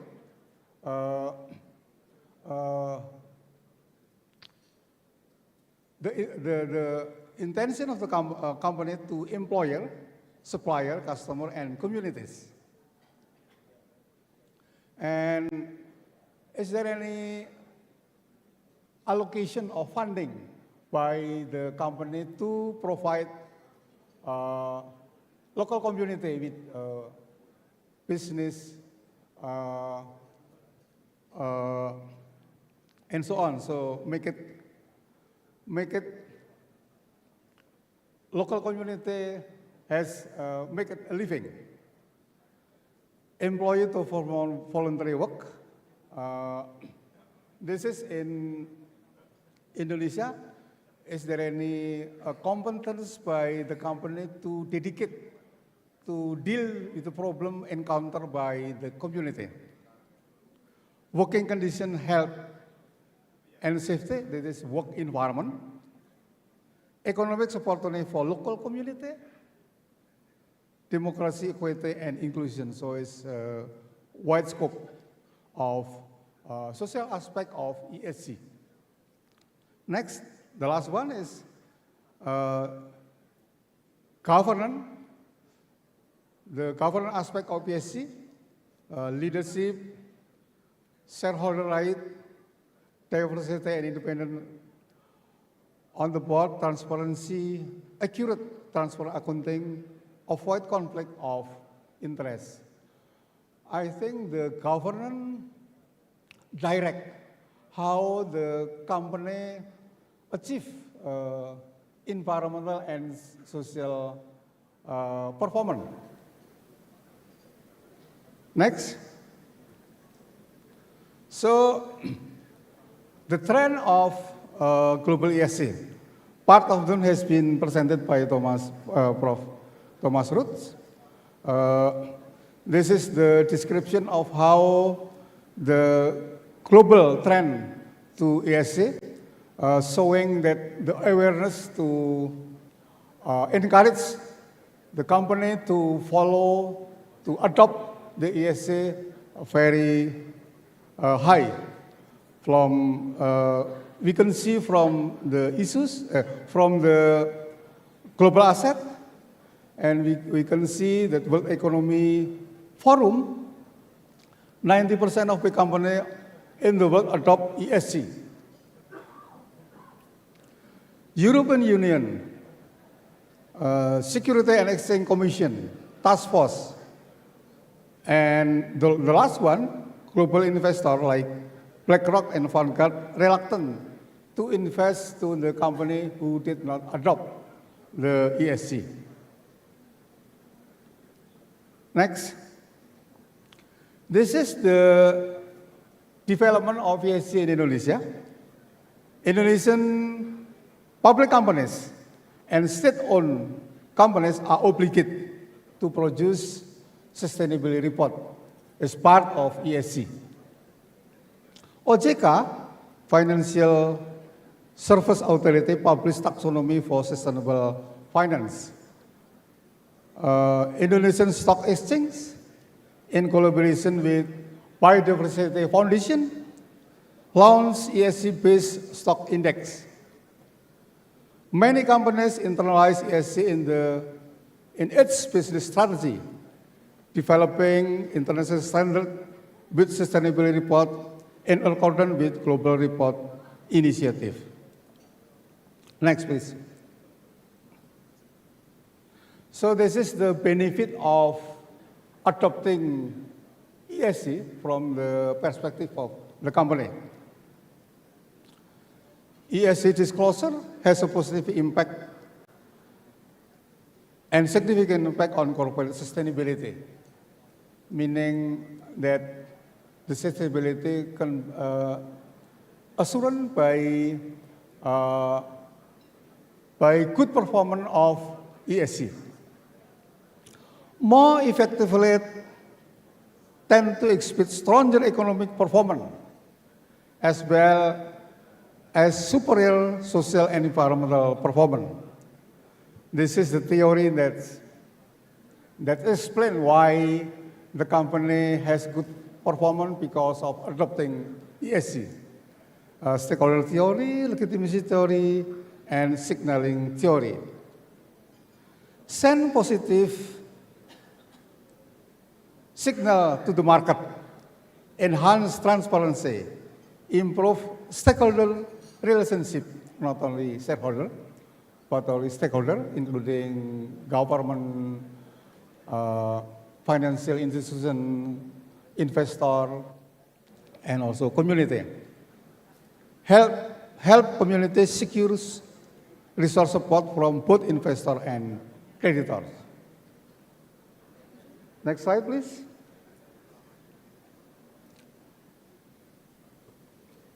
Next slide. Yes. Allow me to explain how Indonesian company to achieve ESG. Most of them to achieve good ESG through proper says business performance rating on environmental management.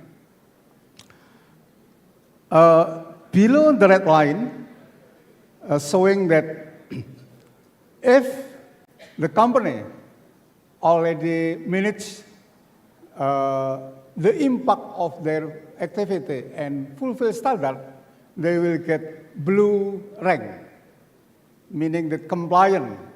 So the purpose of proper is to achieve environmental compliance and environmental excellence. For those who have reached compliance 3 times consecutively, they can compete at above red line, which is called beyond compliant, by adopting life cycle assessment.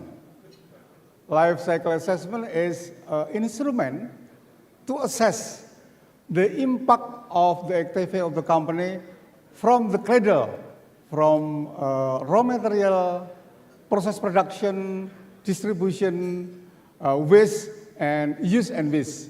So from the cradle to the grave.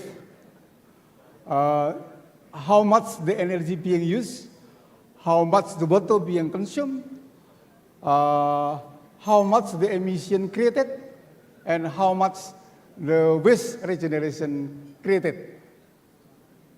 And it will result or it will create environmentally friendly product, energy efficiency, emission reduction, volume of water reduction, and also waste regeneration production. And if this company good performance in dealing with all this, this is called eco-innovation, they will get green rank through community development as well. And for the companies who have obtained green rank 3 times consecutively, they are eligible to compete the highest level of proper, which is called gold ranking, by implementing social innovation. Social innovation is how the company to integrate it between the policy, strategy, and operation to deal with the problem encountered by community like poverty, social problem, stunting, flood, abrasion, and so on. Next slide, please. I will try to relate how proper my colleague from Tirta Investama, who attend this conference, also participate in proper, and several times obtain a gold rank. So get applause to Tirta Investama, who also sponsor in this conference. I would like to describe how the company who adopt proper and get a good rank to ESG. This is Pertamina, oil and gas state-owned company. In 2023, they get the rank of ESG is 20.7. It's classified as a medium, almost low. Low risk, meaning that it's very good. If they are in the low rank is good for investor. So medium is between 19 and 20 and 30. Low is 10 to 19.9. O until 9.9 is negligible, it's very good. So the high is 30 to 40. 40 to 60 is severe. So not yet, please. Previous slide, please. Previous slide. It's not finished. Previous one. Sebelumnya, sesudah ini. Next. Yes. So by having 20-7, Pertamina is classified as one of the best, 1 out of 61 oil and gas company in the world. It's very good. Next, please. Medium. This slide showing Pertamina as a holding contributed by sub-holding. This is holding, and Hulu Energy is exploration production. Kilang Pertamina is refinery, and then marketing. So the 20.7 is the accumulation of each sub-holding. Next, please. This is testimony of CEO of Pertamina telling that the left one is the, as I described before, the stage of proper, from compliant to beyond compliant. This is component of compliant and beyond compliant. And this is the aspect or component of ESG. And CEO Pertamina at the time in 2023 telling that 58% evaluation of ESG rating related to environment, meaning that environment aspect of proper contribute to 58% environment as an aspect of ESG. And social aspect contribute to 24%, and governance 16%. Next, please. So this slide and the next slide, I describe the relation, the connection between environmental aspect of ESG and environmental aspect of proper. So this is all aspect of ESG, and this is the all aspect of proper. You can see how closely related each other, meaning that if the government doing well in adopting proper, they will contribute to the performance of environment of ESG. Next, please. This is a social aspect of ESG. I think Prof. Thomas Ruth also presented this aspect. And this is the social aspect of proper. And each aspect can get from blue rank, green rank, or gold rank. Next.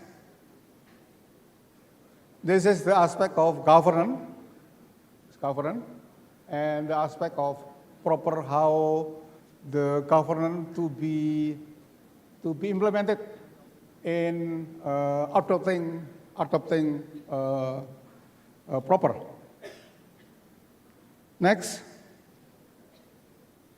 Yeah, this slide showing the contribution of company, including Aqua, Danone, Tirta, and Ustama, on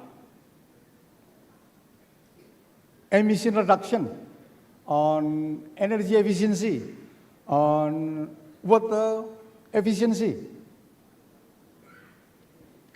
on reduction of waste generation, and so on. So all company participating in proper, specifically on beyond compliant, green and gold. That is very significant. Next slide, please. So if we relate the contribution to SDGs, as Prof. Thomas already mentioned, this is the contribution of proper performance to SDGs. 17 pillar of SDGs. I'm not going to elaborate in detail about this, but this is the generic description of how proper contribute to achieve sustainable groundwater extraction, groundwater, and also to SDGs. Next, please. Almost finished. The issues on ESG.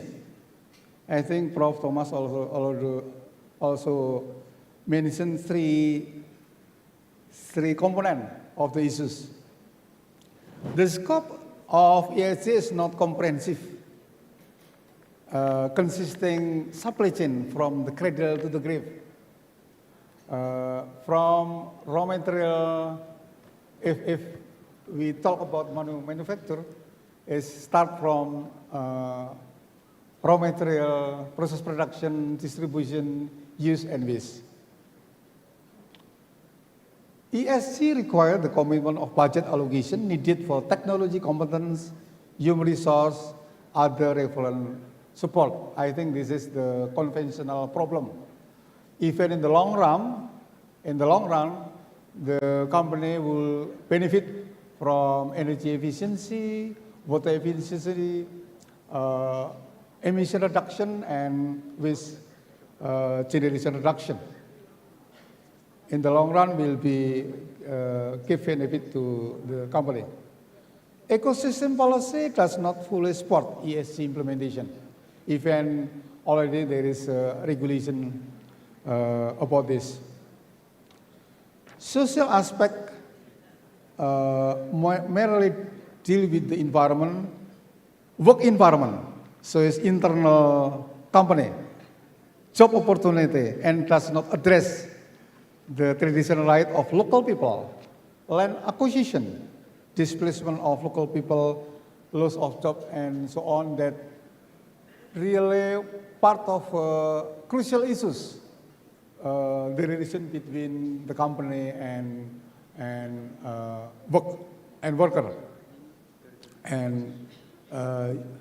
worker union, I mean. The scope of social aspect does not address supply chain. There is no uniform standard, still fragmented. Weakness in verification, so based on secondary data, no evidence-based measurable, traceable, and able to verify. That's all. I will end my presentation with quoting my short poem. Next, please.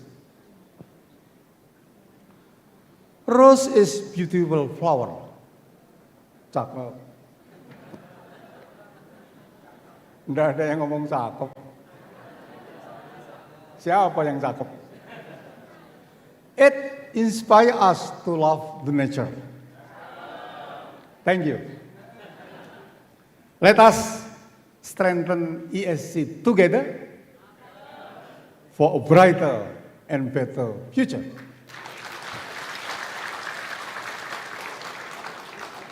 Thank you very much. Wassalamualaikum warahmatullahi wabarakatuh. Thank you so much to Professor Sudarto PhD for a very insightful discussion. Now, for the last speaker of this keynote session, may we invite Dr. Lucas Kruzeski, PhD, to take the stage.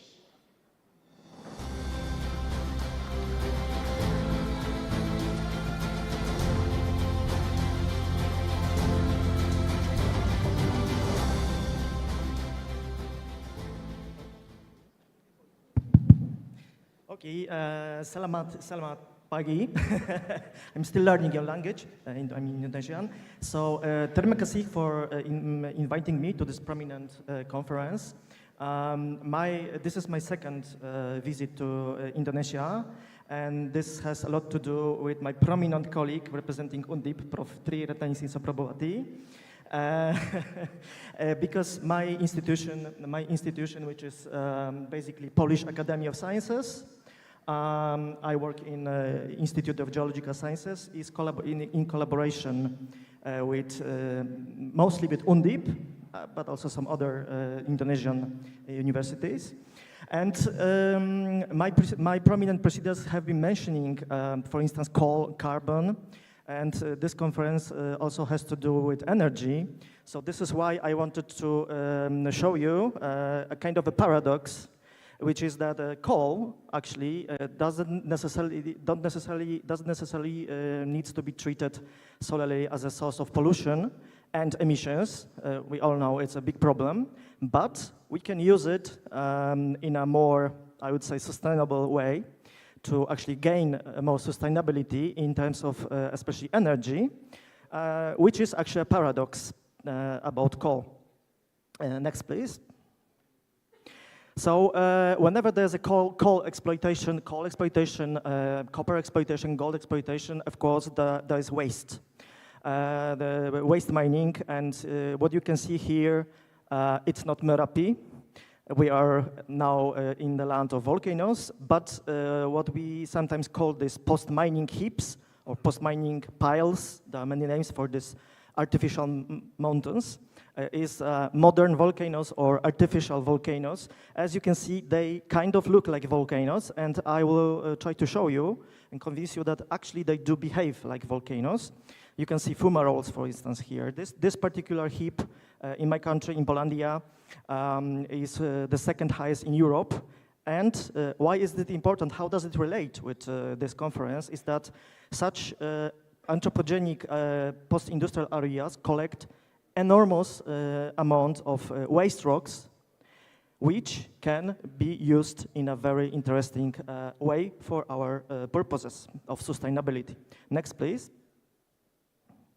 So these are processes that take place in such artificial mountains, heaps. As you can see, temperatures can reach over 1,200 degrees, which is exactly a temperature reached in volcanoes. So the waste rocks collected together with coal in the mine, because it is impossible when you are mining for coal, it is of course impossible to mine the coal without coal mining of coexisting rocks, like sandstones, like shales. And so the waste rocks, which couldn't be used in before, are going to these heaps. These heaps are like repositories of these waste rocks. And there we are observing spontaneous coal fires, mostly spontaneous, which induce these three groups of processes, which are, in general, we can say these are processes of transformation. And again, how does it relate to energy and to development? So some of these processes actually trigger higher concentrations of elements contained in these waste rocks. So they enlarge their mobility, and then they can induce appearance of new sinks, which will be new minerals, which can contain and commonly do contain more of some rare raw materials like germanium, for instance, or gallium, in these especially pyrometamorphic rocks. Next, please. Next, please. Yeah, so this is an example of such pyrometamorphic rocks that are formulated in such heaps. Mostly the red one, which is the most common, is known as clinker, very similar to brick. The other type is bucite, this dark porous rock. Next, please. And some other examples, including bucites. You can see different colors, and depending on these types of rocks and colors, we can expect different mineral species, like magnesiopherite, which is magnesium iron oxide. And depending on the mineral composition of these rocks, we can expect some enrichment, presence of some interesting elements, because what is very characteristic in nature, in rocks, in minerals, is that they are almost never pure. And magnesiopherite is an example of a mineral that will usually bear inside elevated amounts of cobalt, vanadium, sometimes indium, sometimes gallium. So crystals in nature, minerals, are very rarely pure. they can contain very interesting admixtures which could be used for mining. Next, please. Yet more examples. Maybe this is not that important. I'm showing this to you just to show how complex can be the composition of these rocks. And it is important because some of these minerals will contain the raw materials, the raw element, the interesting elements, the others won't. Next, please. There are also some excavative minerals because we are in synthetic volcanoes, we could say. Next, please. And this is an example of salammoniac, which is ammonium chloride, with these nicely orange inclusions, which contain huge amounts of bromine, iodine, some other elements like tin, lead. But, next please. They also contain bismuth, a metal that is rare, that can be used, that is used in many different branches of industry. Also in cosmetics. This is, of course, just an example. The volumes of this new mineral, which is chemically completely new iodobismuthate, the volumes are not large. Next, please. You can see some examples. So this is just basically just a single wall. Of course, we cannot use such a volume anyhow economically. This is just an example to show you that we can have large concentrations of rare metals, very rare metals, in this post-industrial environment. Next, please. So this is just an analysis we are providing for these fumaroles, just showing you that we can follow and trace the movement of elements contained in coal, which is burning somewhere below, by gasification in this heap. So we can see, for instance, some gases that are sources of these elements, like, for instance, iodine. Next, please. So this is an example of more or less semi-quantitative colorimetric confirmation of the presence of iodine in the gases. Next, please. And yet another example of a potentially new mineral that is actually a copper selenide sulfate, selenium, yet another quite rare element. Another example, very localized, but still example showing that there are really many, many elements that can be concentrated in this environment, this artificial environment. Next, please. Cinnabar, which is mercury sulfide, is commonly found coexisting, which is not good. Mercury is not this metal that we would love to see in our solar panels, for instance. That's just to show you that there are some other, that this topic is not like a 0-1, that we only have some useful elements in this environment. Next, please. So now I'm actually switching to the more interesting topic, which is critical elements. Critical elements are those elements that are understood, especially by some laws in the European Union, as absolutely mandatory for modern and futuristic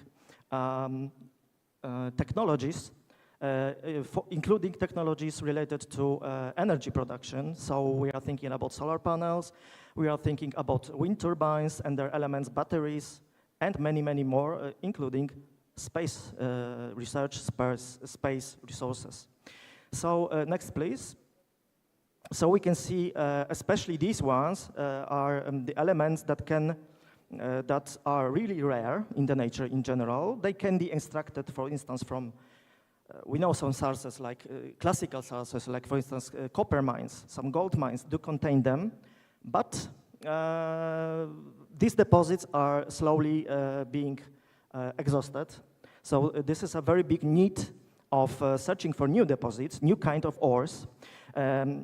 Currently, there's a very high demand, especially of rare earth elements, lanthanides mostly, which is the basis of anything like cell phones, computers, laptops, but also, for instance, in wind turbines, still there is an absolute demand of the usage of elements like dysprosium or holmium, or neodymium, for the magnets in the batteries of wind turbines. And the modern world is almost unable, actually it is unable to be to be developing and functioning without these elements. So the whole world is basically searching for new deposits, especially that for many years there's a big shortage of import from a single country, which used to be the major source. Next, please. There are even more elements. This is an example of a paper also about these critical metals, basically. So in addition, we have elements like lithium. If you combine lithium and cobalt, we are talking about batteries. And of course, there are ideas of new type of batteries using sodium instead of lithium or magnesium instead of lithium, because lithium is quite rare. But you can actually use coal as a new type, more or less new type of an ore of lithium. Some other elements like tellurium. Tellurium is also a very common mandatory component of numerous semiconductors. Next, please. And this paper is actually more about coal, metalliferous coals, and it shows numerous examples worldwide of coal, which concentrates enormous amounts of very interesting, commonly rare metals like germanium. Another element that is absolutely basic for numerous types of semiconductors and many other technologies, gold. Next, please. There is a list. There is a list of elements. Those given in red are used in the semiconductor industry, batteries, cell phones, computers, satellites, and many, many other. Then we have rare elements. There are also coals worldwide, like for instance in British Columbia in Canada, which concentrates huge amounts of noble metals, so especially the platinum group metals. Also rhenium, which is an exceedingly rare metal, very good in the usage of, for instance, some jet turbines and special plane turbines, because it can withstand very high temperatures. And we have a typical coal file, a so-called coal file pair, which means germanium and gallium, two elements that love to be concentrated in coal together. Both elements, again, are rare, and especially, which is very important, they are commonly dispersed in the nature. So to find really concentrated sources of them is a very difficult task. There is one mine in Namibia, for instance, which has big enrichment of these elements. There are some other deposits in the world, but I'm talking about the classical deposits, but there's actually a few. If we switch to coal, most coals worldwide are a very good potential source of these two elements. Next, please. Yet another paper. This paper was dealing with the analysis of a very big amount of coal samples, but also black shale samples, because coal is an organogenic rock that always coexists with shales. And it turns out that not only coal itself, but also shales associating with the coal can be a good source of numerous interesting elements. And you can see some elements that are not necessarily very useful in this case, like mercury, which is obviously toxic, and in general, in the world, we are doing everything to remove mercury from industries. But, so these numbers here are so-called coal affinity indices. They show the extent to which, on average, these elements tend to be concentrated in coal. And a question which commonly appears in this case is how it is possible that coal can concentrate such big amounts of many elements. So coal is largely a mix of organic compounds that can chelate elements, which means they form very specific bonds with numerous elements. And this is why we can extract these elements, and confirmation of the fact that such organo-semi-metallic compounds exist in coal is actually very old, from this paper of Bonnet, who has confirmed that so-called porphyrins a heme in hemoglobin is also kind of a porphyrin. Porphyrins that are found in coal are usually iron and gallium porphyrins, commonly found in coal. This means that the relatively common organometallic component of coals is actually gallium porphyrin. This shows this shows the potential of coal, especially in terms of extraction of this element. Next, please. Yet another paper about a unique, as you can see, germanium deposit it is named, but this is actually a coal deposit. The name Specugli means special coals. And the contents of germanium, but also antimony, cesium, rare earth elements, and some other interesting rare metals and semi-metals in this deposit is absolutely unique. But this is not the only deposit of this kind. There are some other ones, for instance, in China, like the famous Wulatunga mine.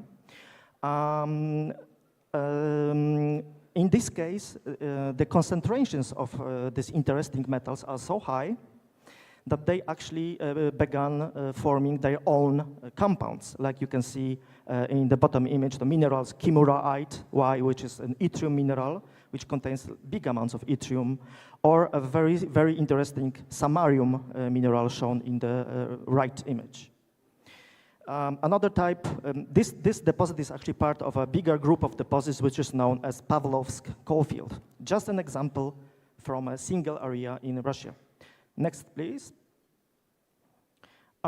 This is actually my chapter. I've been trying, this is a very preliminary actually as for now activity. I've been trying to analyze the pyrometamorphic and also primary rocks like coal and shales in our Polish heaps. As you can see here, they are actually called coal-fired gobs or piles, no matter the name.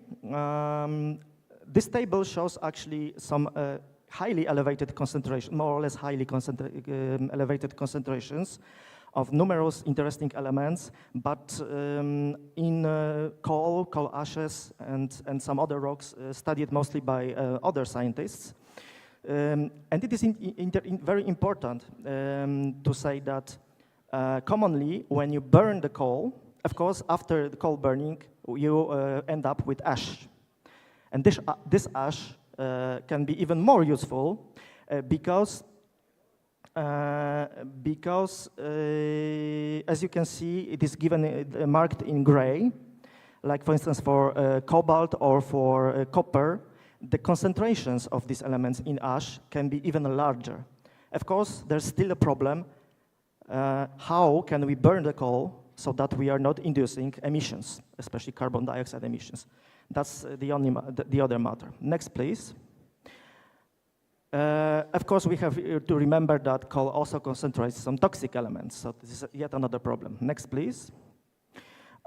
These are some examples of elevated concentrations of elements studied by me in especially these pyrometamorphic rocks in Polish heaps. Next, please.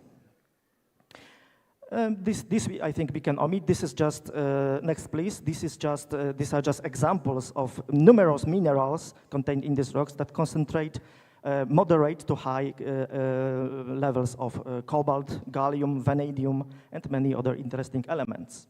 Next, please. Yet some more examples. Next, please.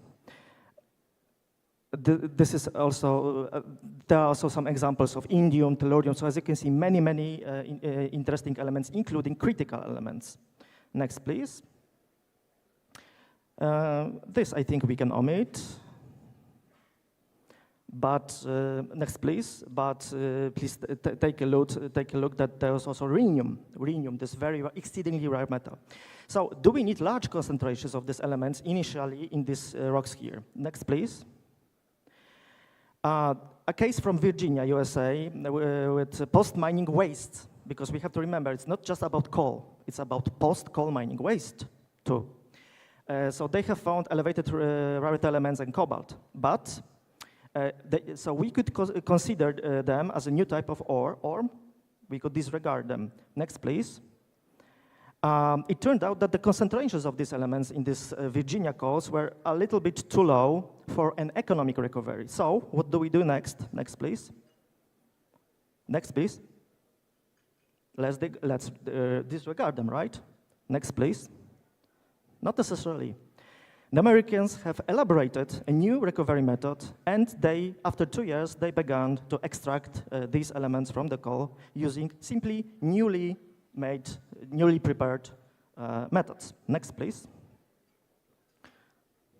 And these are just some examples of papers, as you can see, numerous papers, technical papers on how to recover precious elements like gallium, gold, rare earth elements, lithium, and others from coal. Next, please.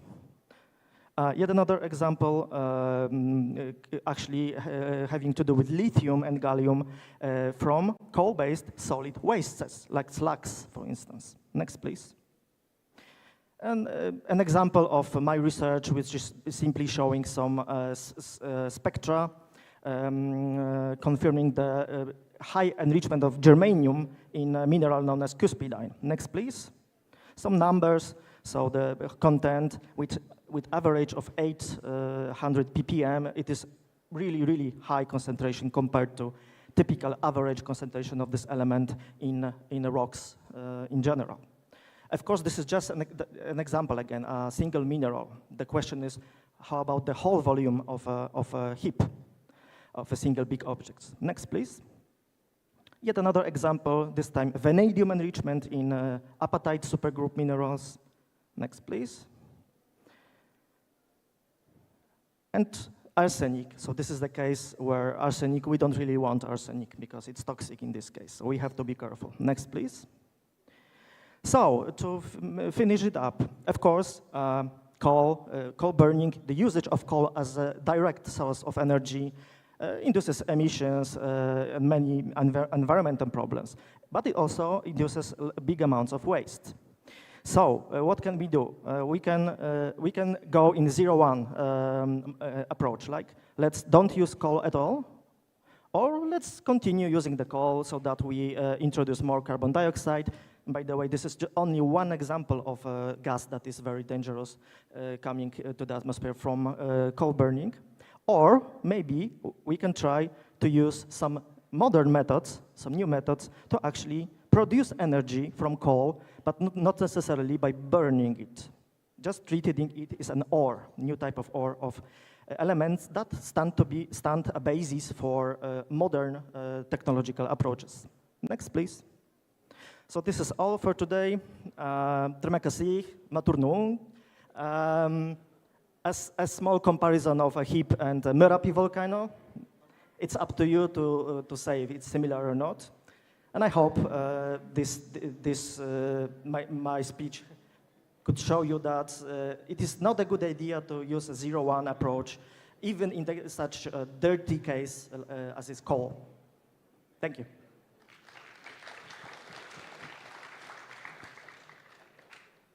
Thank you to Dr. Lukas Kruzewski for the very incredible scientific session.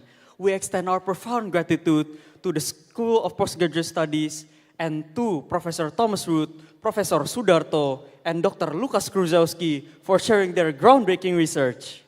As a token of our appreciation, we now present certificates of honor to our keynote speakers, inviting all our keynote speakers to the stage, as well as Dean of the School of Postgraduate Studies, Professor Insinyur Muhammad Agung Wibowo, MMSc, PhD, to the stage to present the awards, followed by a group brief of photo session.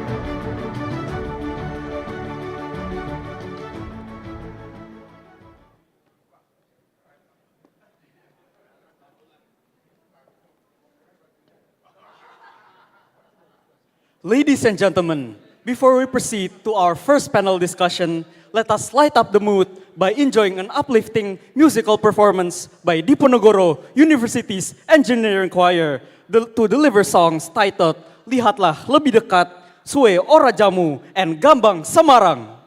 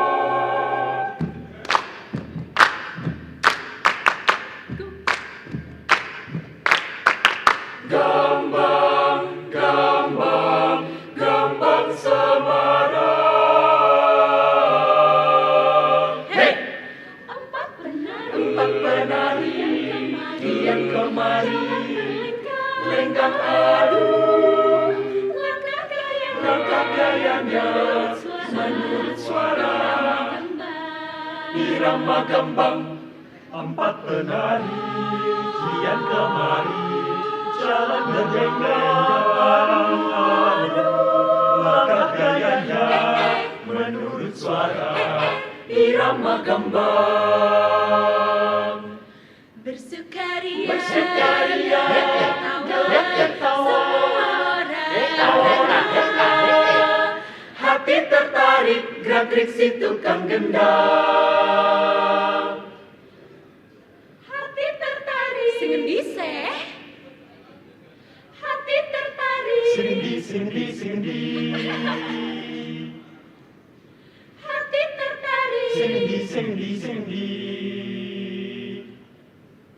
tukang gendang,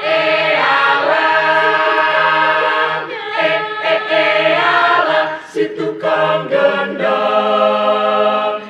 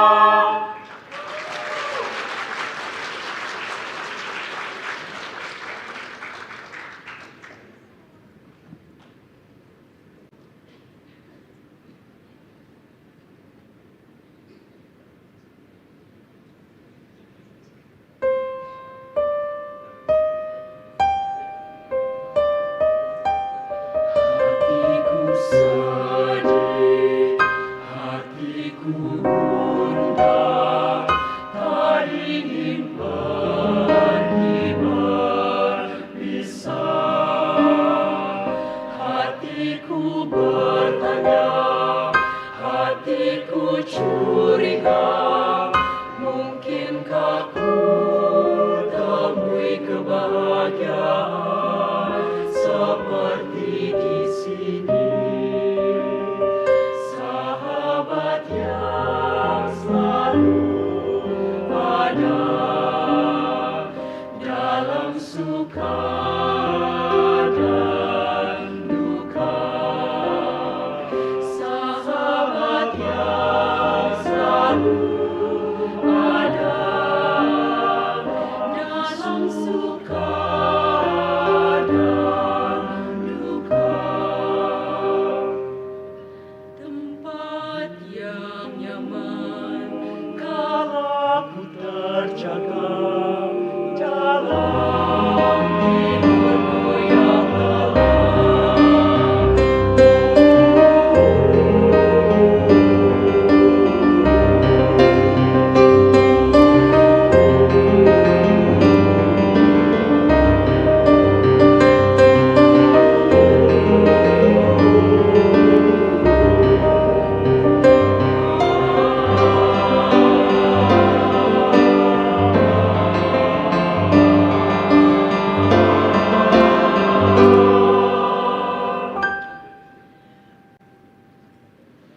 pergilah sedih, pergilah resah, jauhlah dan sasangka. Pergilah dunia, jauhkan kesah dan segalanya. Lebih dekat dan kau bisa lebih bijaksana.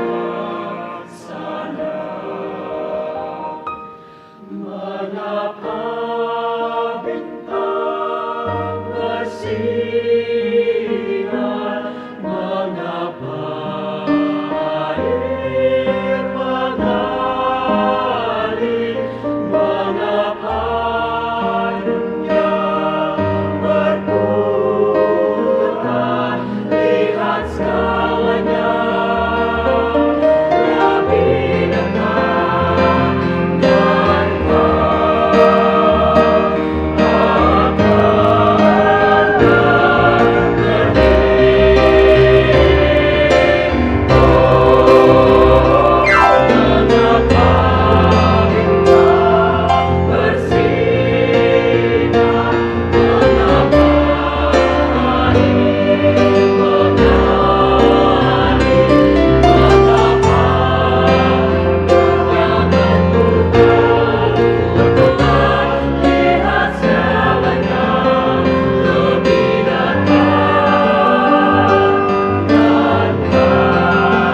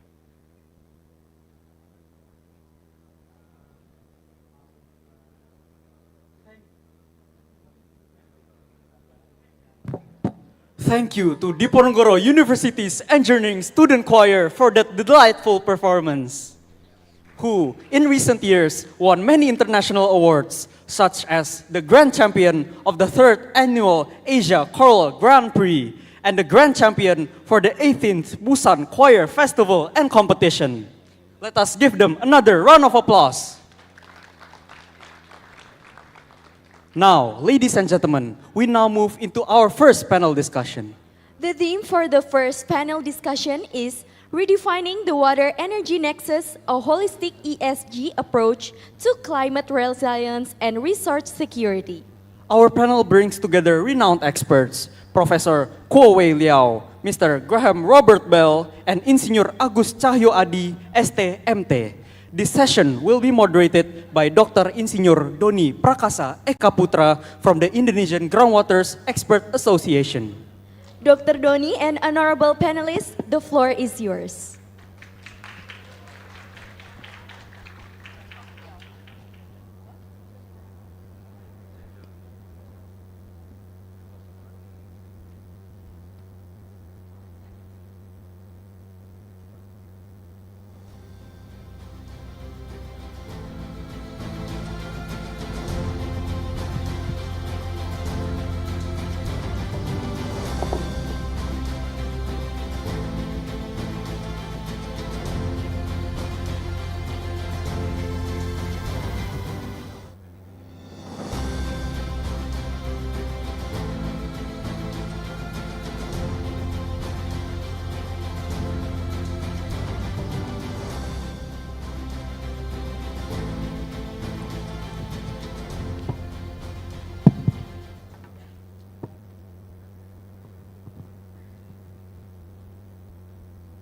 Yes, can I start now?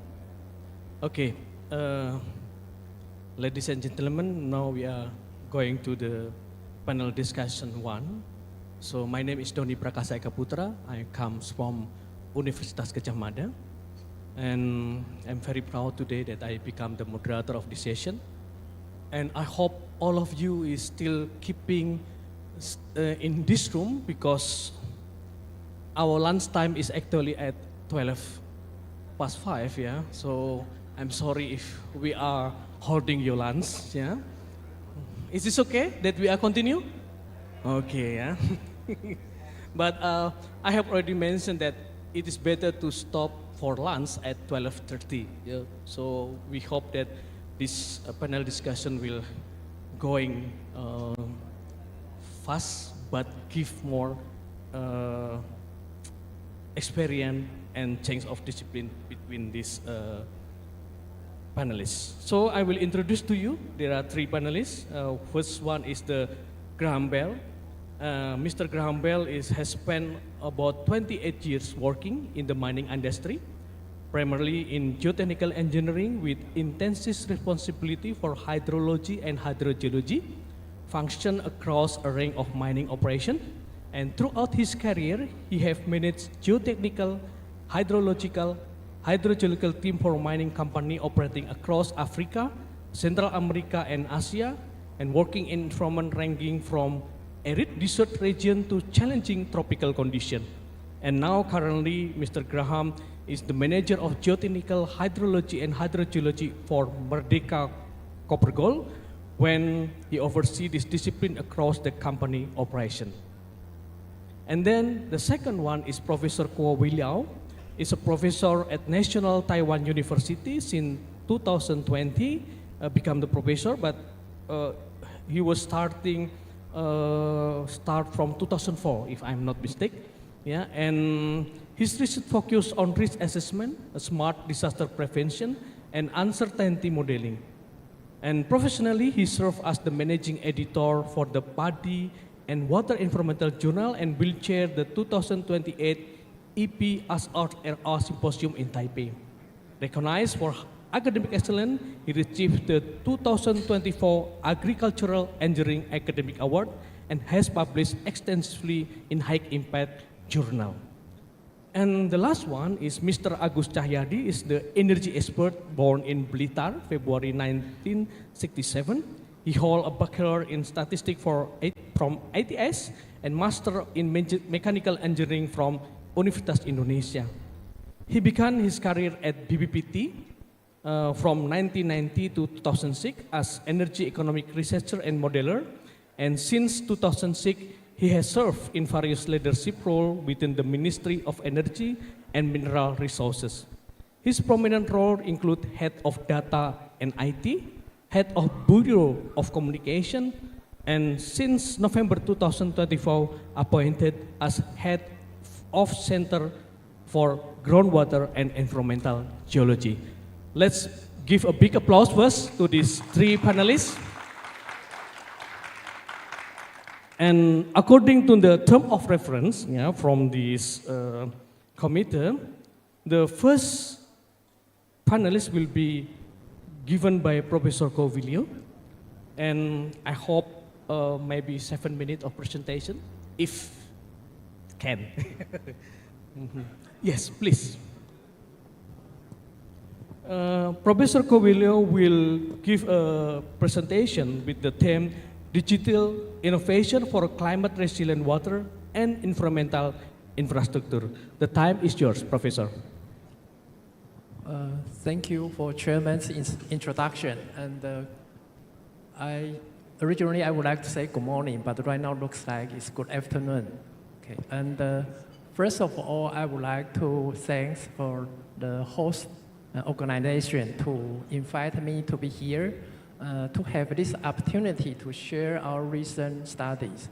And as you can see, the topics I would like to share today, corresponding to the conference themes, sustainable tomorrow, we have 3 keywords. As you can see, the first one is climate change. And I think because the threat from climate change actually is rising, I think this is one of the reasons why people nowadays, we're talking more and more about the sustainability. And the second keyword in my title is natural-based solution. So basically today I would like to share the experience how we implement the NBS in Taiwan. And the third keyword in this title is the multi-hazards. As I already have several conversations with delegates yesterday, we mentioned that actually I'm not sure it's lucky or unlucky for Taiwan. We have several different hazards. So when we talk about the sustainability, we need to talk about the hazards. And the hazards we will be covered today, we are talking about the flooding, landslide, infrastructure, and the transportation systems. Next, please. When we try to implement NBS in Taiwan, actually there are a couple questions rise or several challenges. First of all, actually this is kind of, at least for me, in the past maybe 4 or 5 years, this is the new term for me. So people start to ask, what is NBS? What's the definition of the NBS? How to implement? Fortunately, actually for the IUCN, actually they provide 28 standards. So people can follow that kind of standard to execute the NBS in the area they are interested. But however, after detailedly looking at the 28 standards, we still don't know how to implement NBS in Taiwan. So instead, as you can see on this slide, actually we try to have an integration process. We have 5 steps. But actually, again, we still try to answer the question I just asked myself earlier. What is NBS? Because actually, for engineers in Taiwan, before NBS, actually we do have ecological engineering. So what's the difference compared to these tools? So here is a couple response. First of all, actually the problem actually is no longer defined by engineers. So maybe when we try to solve or govern the river problem or mountain problem, actually the problem need to be discussed by several different people. For example, the local stakeholders. For example, the NGO. For example, the ecologists. So the problem itself actually is not defined by the engineers itself. And then as you can see, when we start the project, actually we ask ourselves, what kind of scientific tools on our hand? So we try to perform the deterministic and the probabilistic, and then we convert the probabilistic results to a safety factor. Just for your information, for probabilistic evaluation framework, we refer here actually is considered a level 3 analysis. But usually that's for academic use. So in order to convince more engineers to understand what's the benefit of the NBS, so we convert the probabilistic evaluation results to a safety factor. Next, please. So another definition or a very simple sentence to describe NBS is, in addition to love the nature, we need to learn from nature. So when we try to implement this kind of project, actually, first challenge is very difficult to find a right location to implement NBS. Because I think, to be honest, I think everyone, at least in my research team, is not every problem can be solved by NBS. Some problem maybe still need to rely on traditional engineering approach. So we need to find a very good demonstration site which is right for NBS. So luckily we find, actually this is the location in the northern part of Taiwan, is the Huangxi River mouth. Originally, as you can see on the slide, originally actually on the location of the river mouth, there is a fishing port. But because of this, there's a sedimental issue, there's a flooding issue for the fishing port. So about 20 years ago, actually our government moved this river mouth to another location. So we built a couple 100 meters above, we built the river bank. So the river no longer runs through the fishing port. But however, very soon we realized actually there's an abandoned channel there. The abandoned channel, actually there's a pollution issues. And in addition to that, actually on the upstream area, which is the petty water area, actually there's a flooding issue. So talking about the learning from nature, naturally actually the river should be in at its original location. So we try to make a project is make the original channel become a wetland to create a win-win situation. We can at the same time solve the ecosystem problem, and at the same time we also solve the flooding issue. Next, please. So as you can see, as engineers, we like to see number. So this is all the tools we try to use. For example, for the inundation area, we utilize the hydrology and the hydraulic software. We have this kind of number for the 15 return period, 2-year return period, and for the, this is one thing also different from the traditional engineering approach is we also calculate the carbon storage, and we also care about the habitat suitability. Basically, the river habitat suitability is calculating based on the simulation results. The simulation results refer to the river depth and the river velocity. So looks like all the numbers here are very good. Next, please. So further, in addition to the deterministic analysis, we would like to, as Professor Thomas earlier mentioned, that uncertainty is a very important issue, especially for NBS. Actually, so another issue is in Taiwan, river engineers, they are not just has the responsibility to make sure the river is safety. Actually, this is enforced by law. If any river actually causes any damage, actually the officers from our government has the responsibility by law. So they are, when we try to say, okay, there is a new tool called NBS, we try to implement this kind of new solution to try to solve the climate change problem. The first question they concern is the safety issue. So deterministic analysis may not be good enough, so we perform the reliability analysis. Thanks for, sorry about that, in the very beginning I forgot to thank my students. And for this part of work, actually I especially would like to thank my student, which is John Teddy, right now work for Diponegoro University. And for this particular problem, actually, I would like to just give you some note is, for hydraulic analysis, usually will take you like 5 or 6 hours for a deterministic analysis. For this kind of reliability analysis, usually if you perform the Monte Carlo simulation, usually you need to 10,000 or even 100,000 times repeat calculation, which is actually not affordable. So thanks for John's development. Actually, we have the Saturday-based reliability analysis, so we can finish this kind of analysis in a couple days. Next, please. Okay, and when we talk about NBS, if you realize that is actually earlier, we tried to introduce actually only the location of the river mouth. The scale actually is not big enough. If people from NBS feel they were talking about actually NBS should be at least the catchment scale. So in order to convince the other people, we are demonstrate a very good NBS implementation. So we expand our study area from the river mouth area to the entire catchment. And for this slide, actually, this is the result from my colleague, actually Professor Zhang.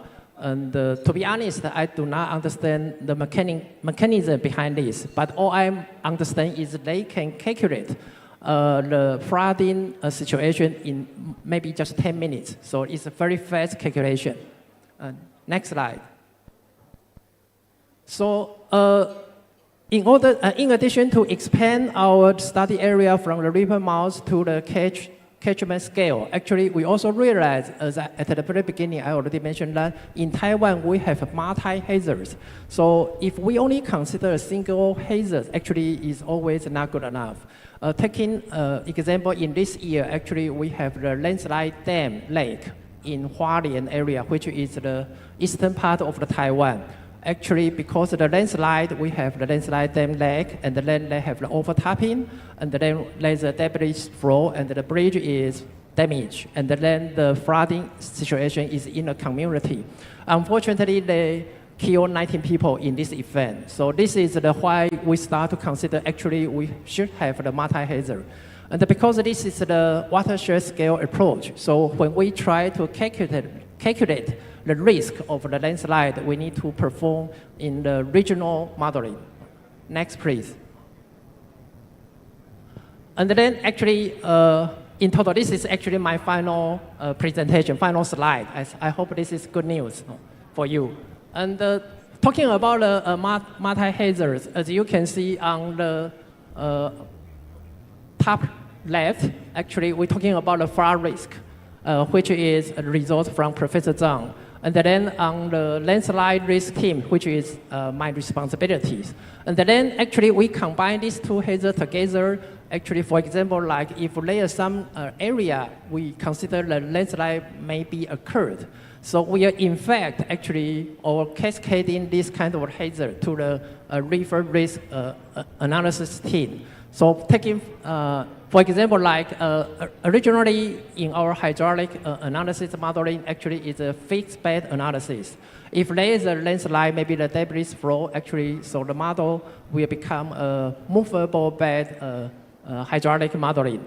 And then this kind of analysis results actually will also deliver to the bridge risk team. In the bridge risk team, actually they were based on the analysis results of the flood risk team. So they will analyze by using the finite element model to analyze the bridge will collapse or not. And then once or in case the bridge is collapsed, actually will influence the traffic or transportation system in this area. Actually, in this catchment area, actually, we already have several communication with the local agency. And sorry about the, it's not in detail. If there's a damage occurred in this area, actually outside this area, people, if we try to, the rescue team, if we try to send the heavy machine into this area, they need to know which route they should enter. So we need to know which route right now still okay for the rescue team to enter this watershed area. So that's the final result. We have the total integrate every kind of risk. And then we realized in Taiwan it's very interesting, at least for me. This kind of the early warning message usually is delivered by line, the instant message. So we have the platform. But the platform actually is not intentionally try to replace the platform of the government, because I think each government already have their very mature platform. This platform actually is for communicating for these 4 teams, for ourselves. And then we can share all the analysis results, and then if once we find some area actually or some route actually is right now is disconnected, we will send this through line to the local stakeholder, like the hospital, like the fire department, like the village chief. And hopefully this kind of message can make them to make their final decision for this kind of disaster. And sorry about that, I didn't make my conclusion slide, but in the end, I would just like to conclude that basically today's presentation, we introduce how our NBS implementation experience, and we also expand from the river mouth area, local area, to the catchment scale area. And then in addition to consider the single hazard, we also consider the multi-hazard. I think this is all I have today, and I hope it is helpful to you. Thank you very much. Thank you.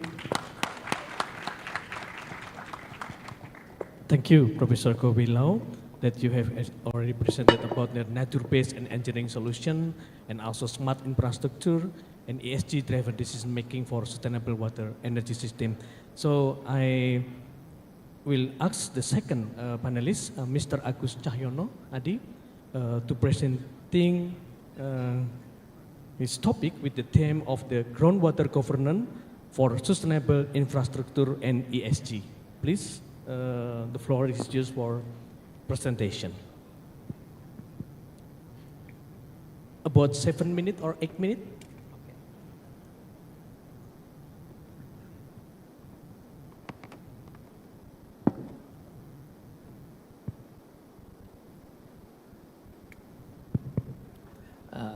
Thank you for PAAI and ICENIS committee to give us opportunity to share our work on monitoring and manage the groundwater management in Indonesia. Yeah. Next slide, please. Yeah, as we know that we in Indonesia already enact law on water management. In this water resource management, there's a 3 pillars. First is taking care of conservation, and then secondly, how we manage utilization. Another one is how we protect, how to omit the destructive power to control the destructive power of the water. This 3 pillars, we work together within interministerial and also with local government and central government to work together to have as the topic today is the nexus between food, energy, and water. And of course, we have to protect the environment to maintain the function of groundwater as ecosystem to protect the ESG. Yeah, it is our consideration how to manage, and as we already saw this morning, we preparing how we saw the condition of water aquifer along Indonesia. We evaluate its water table that's safe, vulnerable, critical, or damaged. This condition is our basic to give permission, to give a permit to the one that asking for permission to utilize groundwater. Besides that, we also integrated with the geological condition to give suggestion to manage especially the coastal area. And another picture in the right bottom, this showing that out of 400 groundwater basin, 13 of that is need attention. 13 is already vulnerable to the damage. Next. And how we manage as integrated management from we controlling, we monitor the balance of water within groundwater basin. We manage the use it, and another thing, we are also share our the condition of the groundwater basin and showing what place of the recharge place. The recharge area we share to our colleague in spatial planning to give to manage them as conservation area. And if someone use that area, they have to use engineering to manage the area that to allow the water recharge. Yeah, and this our challenge in upstream deforestation and reducing, as I mentioned previously that we show to any region, and we also have one party that when we evaluate spatial planning in this area, we showing this area is should be blocked, which area should be need attention, then another area is open for utilization. And then in downstream, our challenge is as our head of agency mentioned this morning, our water supply, pipeline water supply is still limited. That's why many people and many industry still rely to groundwater. Then this one we evaluate, and then we monitor that the balance of recharge and discharge should be balanced. If the delta Q in this area is negative, then we limited permitting of water discharging. And then our policy in downstream is we prioritizing priority is usage of surface water. So if someone, if industry asking permission, permit for utilize groundwater, we contact, we use comprehensive data from Ministry of Public Work and asking about the balance of water, surface water in this area. If the balance already limited, then we limit the permit to use the water. And then how we protect as in another site to protect to support the food plantation. We give priority as I mentioned in our law that for plantation and also for food is the main priority utilize of water. We give attention on that. And then another thing on ESG is in environment. And currently, next slide please. Some place already have land accident, and we conducting monitoring system in the area. We already set up some monitoring. That we know that land accident is not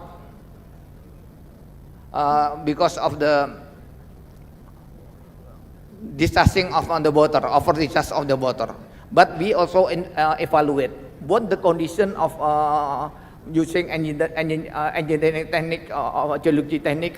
We evaluate, we conducting a survey and mapping from along the area what the type of the engineering geologic in that area.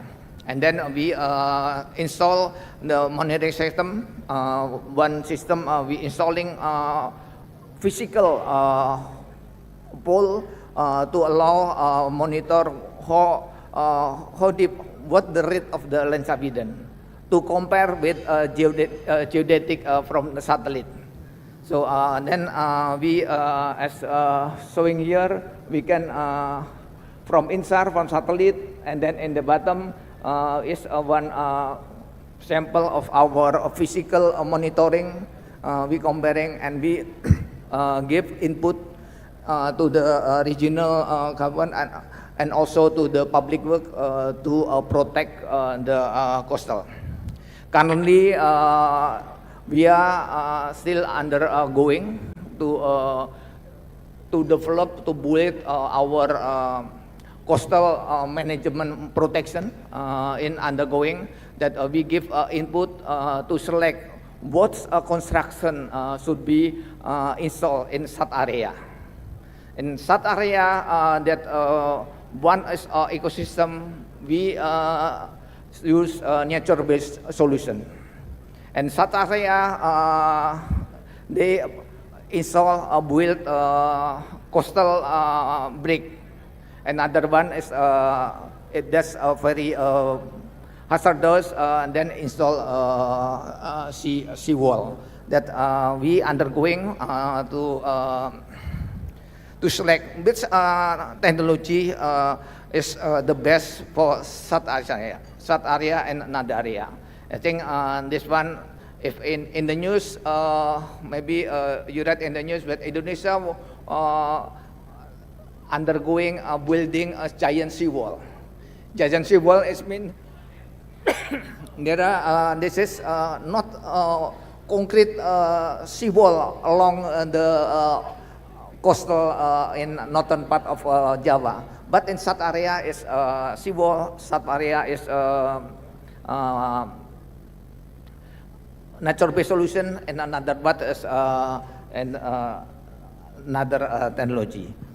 Yeah, I think that's I can share. And another thing, next one is showing this special this place, this Semarang city is very special because the geological condition and the elevation of the land is very vulnerable.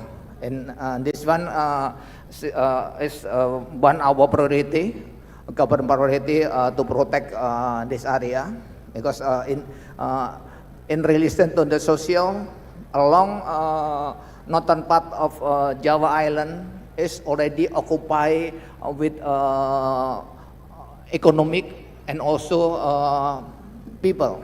That's why we have to protect the area to make a sustainable economic activity in this area. I think that that I can share. Thank you. Okay, thank you very much, Mr. Agus Sayana Adi, with the explanation of the national policy of governance framework and with the case study for Semarang. Okay, let's continue for the last panelist for this first panel discussion, Mr. Graham Robert Bell.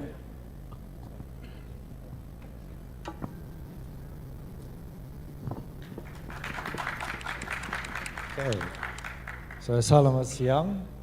Good afternoon, ladies and gentlemen. I'd like to take this opportunity to thank the committee for inviting me here.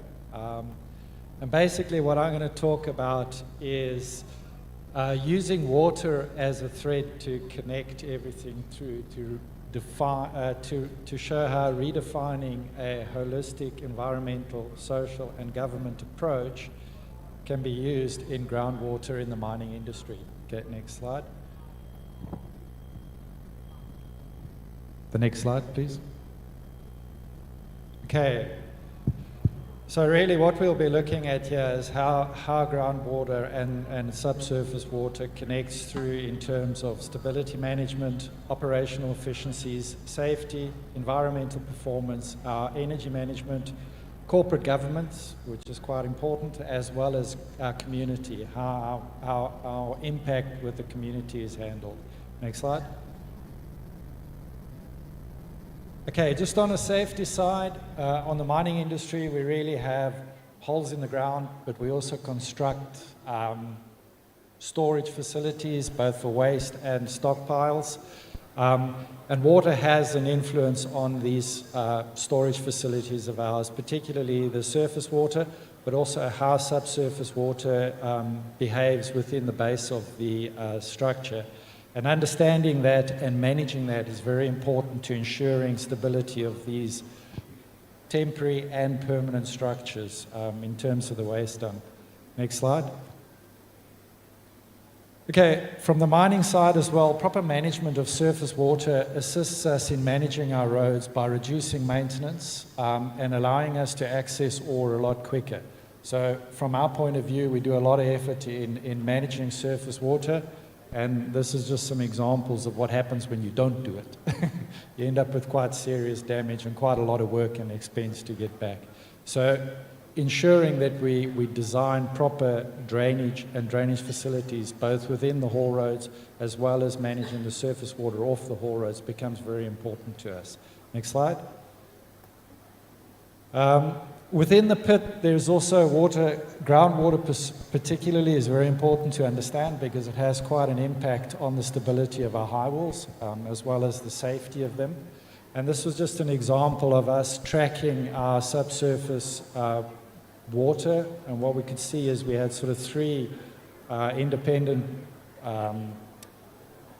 aquifers, and we were having seepage within our pit, and we drilled horizontal holes into that. Next slide. And the impact of that you could see was almost immediate in our mid and lower, where we saw around a 320 kPa reduction in the middle sensor and about a 72 kPa reduction in the lower sensor. But within the upper sensor, we didn't really see any change, showing its connectivity back to surface. So if you can just go to the next two slides, just skip two, please. Go. Another one.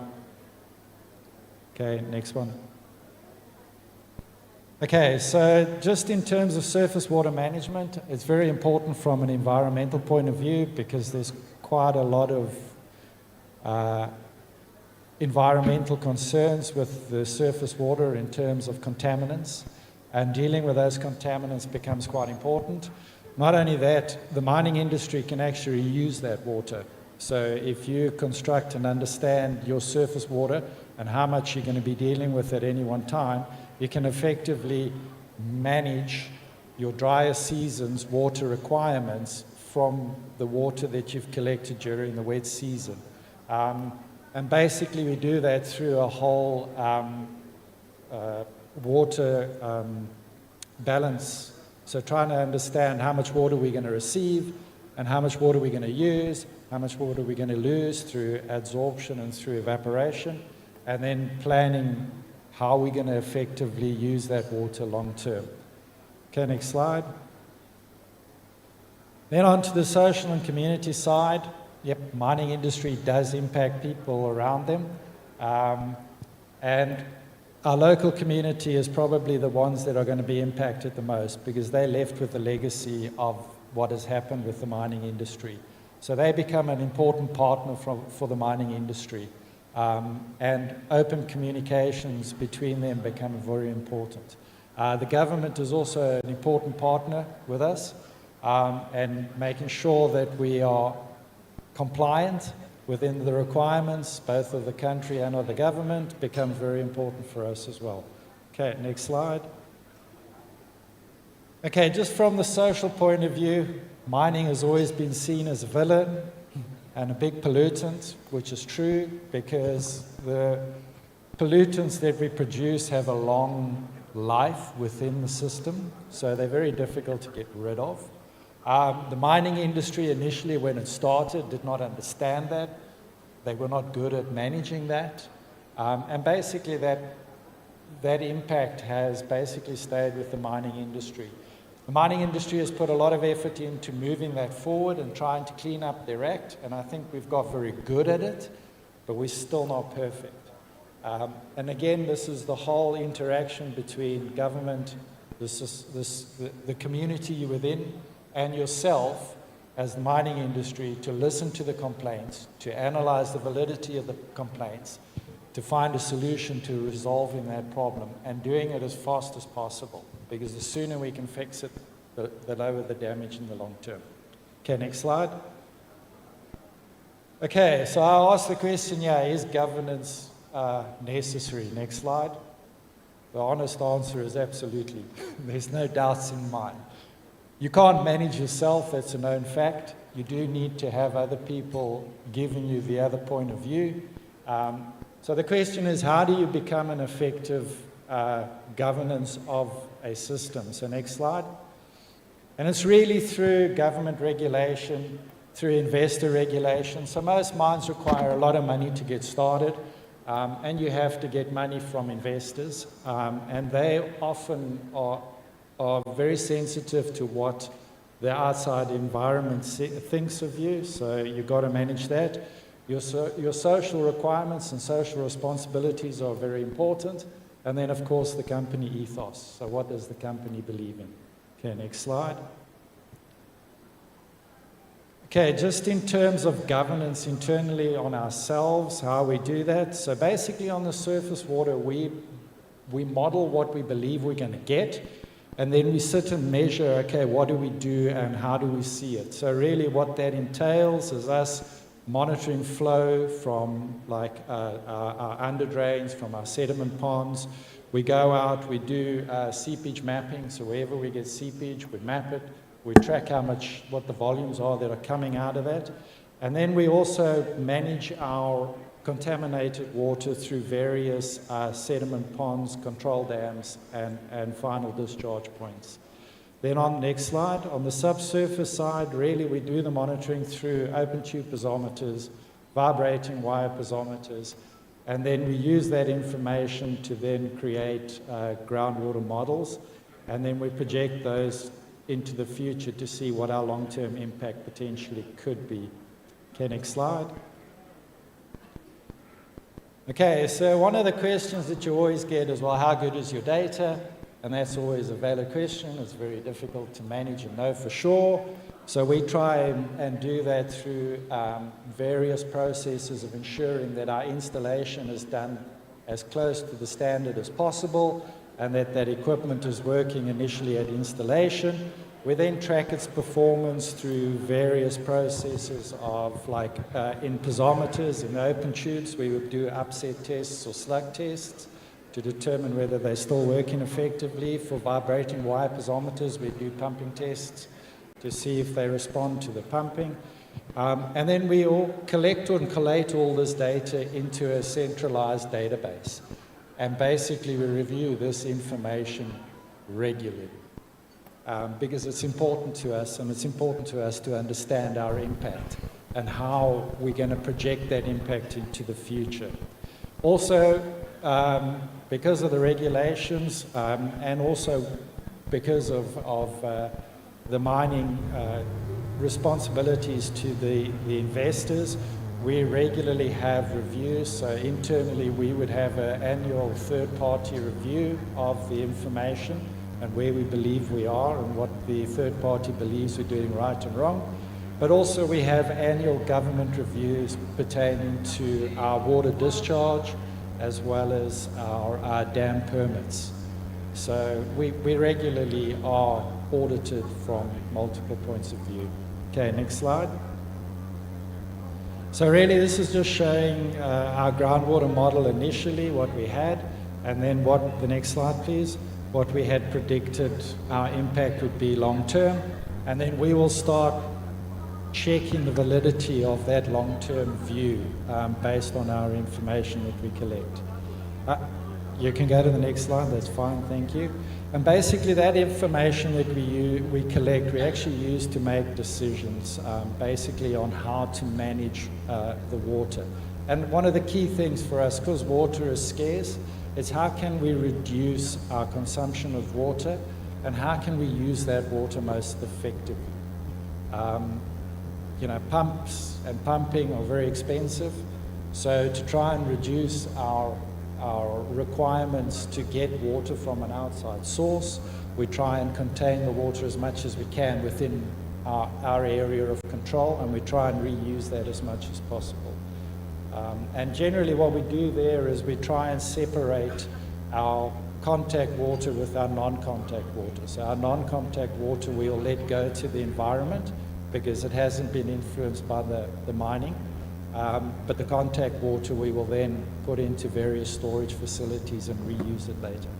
Okay, next slide.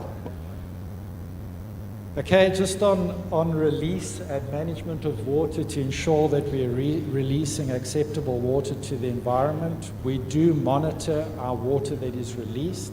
We monitor our pH, our ESS, our TSS, as well as the volume of water that we're releasing, and that is reported to the government basically daily. These are automated systems that are measuring here, and they get released to the government. Okay, next slide. That's it.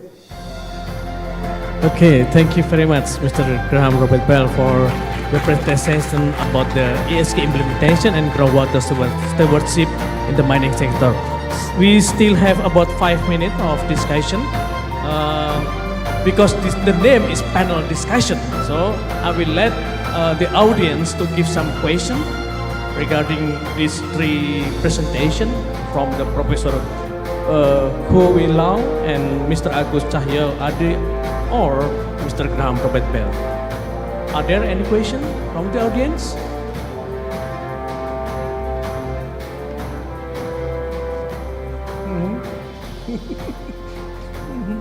Yeah, if not, do you have Professor Rude? Because no one. Yeah, you can use my. I like with my first class to pick up your example from a river basin. When you are reshaping this river basin with new wetland and something else, how you manage this process with the society to move people out or in. You have new areas which are cannot use as before. You have a new shape. Maybe you have new retention rooms for the river system. You have this nice example from your work in Taiwan. As I understand that you have reshaped. No, you don't hear this? Myself? I come to you. Maybe I will repeat your question. Example you showed us from your river system.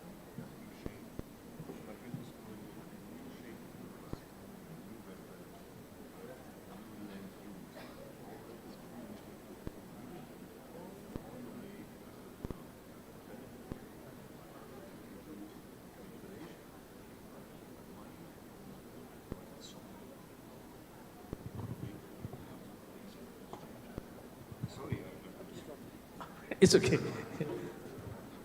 Please, Professor Go. Because I don't hear the question also. Okay, sorry. You can explain to the audience what is the question and what is the answer. Okay. Yes, you can just sit down. Sorry, but I will try to repeat Professor Thomas' questions. Because when you using the microphone, we cannot hear clearly on the stage. So basically, based on my understanding, your question is because for my first demonstration example, actually for the abandoned channel, we reshape into the wetland. And when we reshape the wetland, and because the land use actually has been changed, what's the communication results with the local people? Actually, because time is limited, when I present this topic, I didn't provide the details. But I did mention that the problem actually is no longer defined by engineers only. So when we try to reshape this abandoned channel, actually we do have several meetings with the village chief and the local residents. And then actually they all agree to reshape this abandoned channel because right now the current condition is badly, the water quality is very bad. But however, they do have a very serious concern. If you still remember, is during my presentation. Originally, when 20 years ago, our government tried to change the river mouth to another location, it's because of the issue of the safety. So safety is still their first concern. So if that means actually if we reshape the abandoned channel to wetland, that means we allow the water go through or run through this abandoned channel again. So they are considering what's the volume of the river, the river will go through this abandoned channel. So that's the big issue for the local residents. And then that's also another reason we try to adapt more advanced analysis, which is reliability analysis. Of course, communicate with the regular people with the results of the reliability analysis is very difficult. But at least they kind of, sorry about that, is because I'm from National Taiwan University, and my university has a very good reputation in Taiwan. So I kind of take advantage of the name of my university. So I kind of convinced them is this kind of redesign actually is okay. The safety is not an issue. So in addition to consider the ecosystem, the landscape, and then the safety issue is also at the same time is as I mentioned earlier, is a win-win situation. So for this particular demonstration example, actually it ran quite well. And thank you. I hope I answered your question. Okay, thank you. Okay, thank you, Professor Kwe Lau. Any other questions from the audience? Okay, please, Pak Irwan, our head of the PAAI. Yeah, because we are here in the same room, there are two type of hydrogeologists here, hydrogeologists in mining company and hydrogeologists in water resource. My question and a point of view from maybe from Pak Acha, also Pak Graham and also Professor Liu regarding can we use the mine water as the part of water resources in terms of governance? Because in the mining, you do watering the pit, do watering the underground, and there are the groundwater or surface water abstraction, water ponding. Can we use this water as new or as a part of water resources strategy? That's my question. Yeah. Okay, who will first answer? Let's. Pak Agus first from the governance. Because the question is from for these three panelists, yeah? So all of them should answer also. Okay. Okay. I think water is water. Water is one physics that there's one cyclus. And then mining is a use of the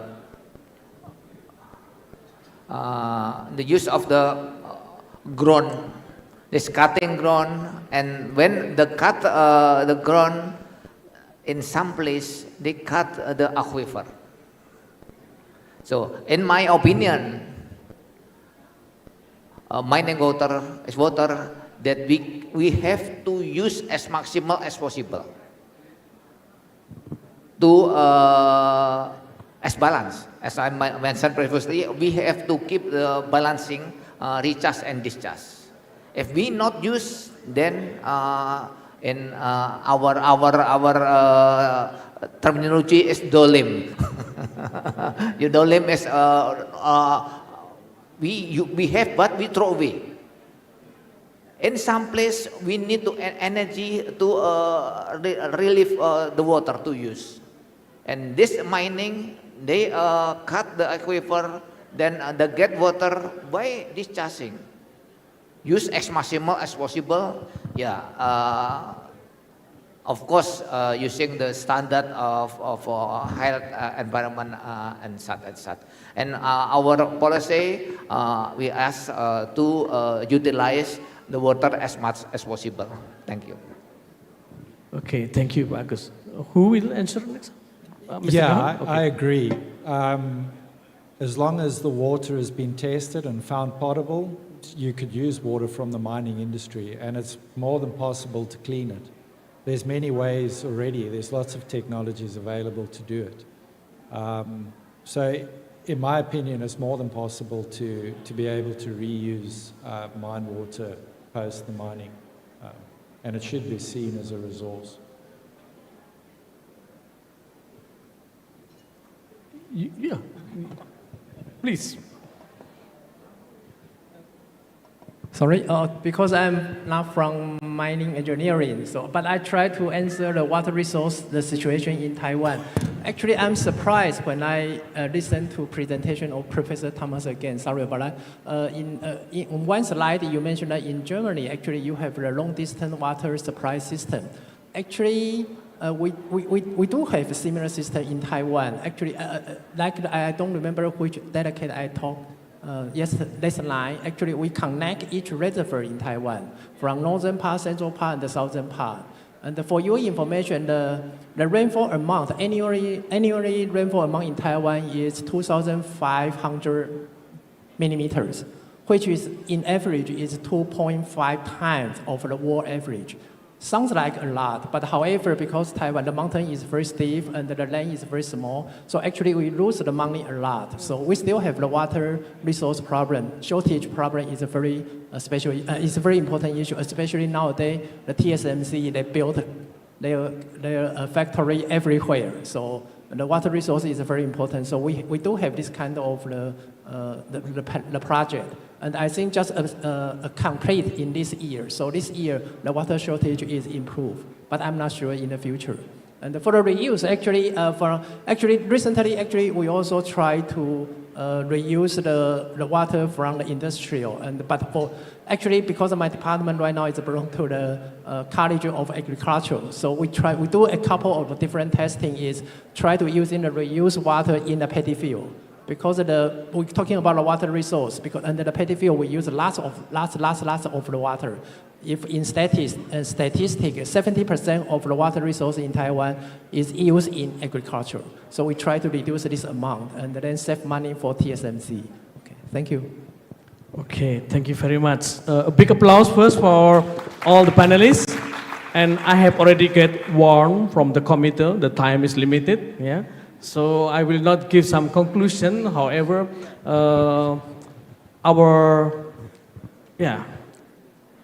we can continue this discussion during the lunch. Yeah. So please, I believe that Professor Kowilau, Pak Agus Cahyadi, or Mr. Graham will very happy to discuss later on during this lunch. Yeah.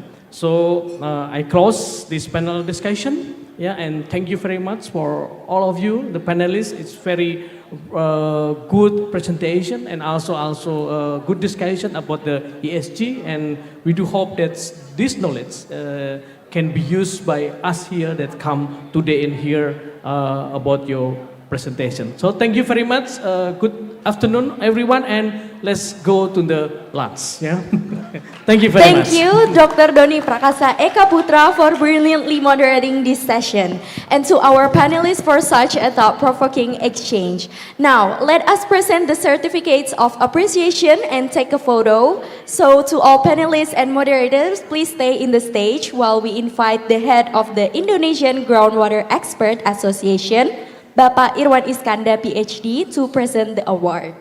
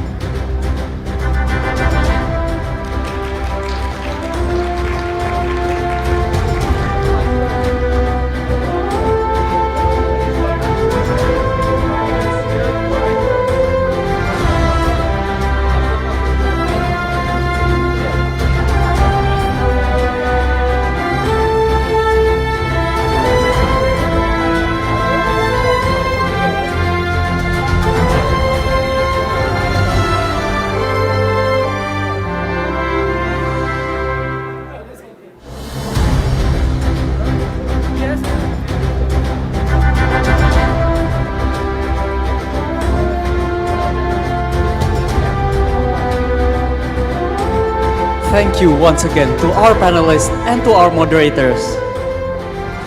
To all participants, you may proceed later after lunch for your first parallel session in your respected rooms announced ahead of this conference.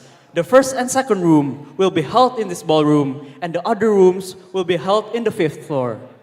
And to all participants who would like to see the artist's exhibition, it will be held at the Ministry of the Energy and Mineral Resources booth. Thank you.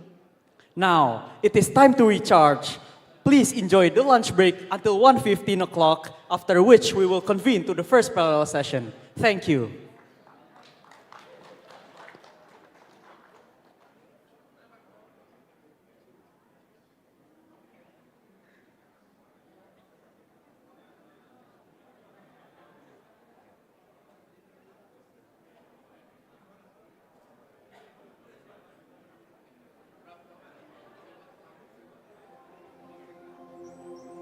Dari alam untuk kehidupan. Setiap tetes air adalah sebuah perjalanan. Setetes rahmat yang membawa tanggung jawab untuk dikelola dengan bijaksana melalui konservasi dan perlindungan lingkungan, pengolahan yang bertanggung jawab, dan ekonomi sirkular agar manfaatnya terus mengalir bagi masyarakat, lingkungan, hingga generasi mendatang. Karena bagi Mayora Group, keberlanjutan bukan hanya tentang menghasilkan produk berkualitas, melainkan tentang menjaga keseimbangan alam, memberdayakan masyarakat, dan mewariskan sumber daya bagi generasi mendatang. Karena menjaga air berarti menjaga kehidupan. Mayora Group, serving goodness and happiness today and tomorrow.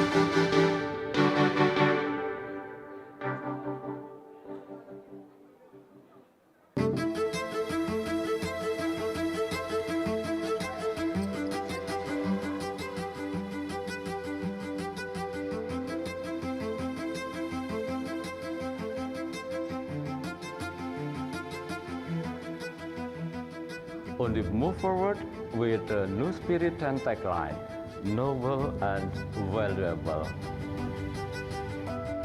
This spirit must become the driving force behind all aspects of our Tridharma activities, academic, research, and community services.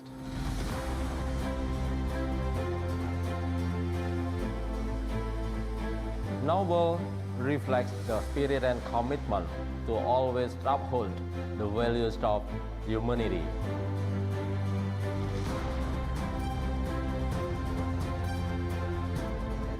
Versi ini memiliki masa yang lebih ringan dibandingkan versi yang sebelumnya. Dan kami sertai dengan teknologi Android untuk bisa mengubah pola gerakan yang akan digunakan oleh pasien.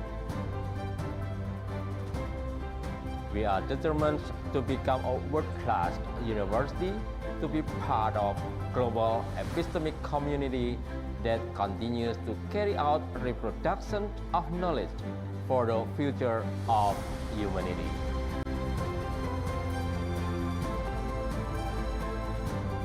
Terkait tantangan global, keuangan yang stabil diharapkan keuangan domestik juga tetap solid.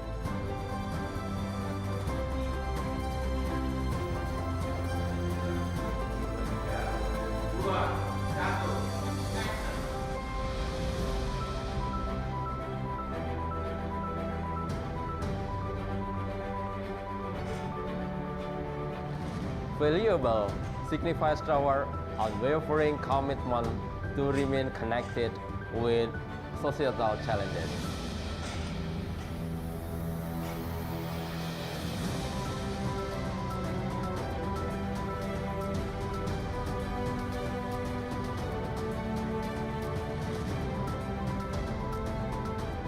Ini air laut, ini air dari mesin desalinasi siap minum.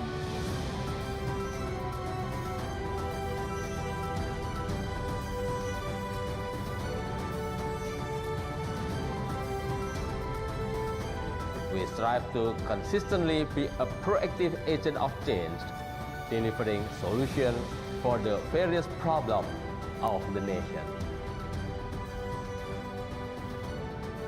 Sebagai bentuk pengabdian kepada masyarakat, kami siap menyehatkan masyarakat dan memasyarakatkan kesehatan.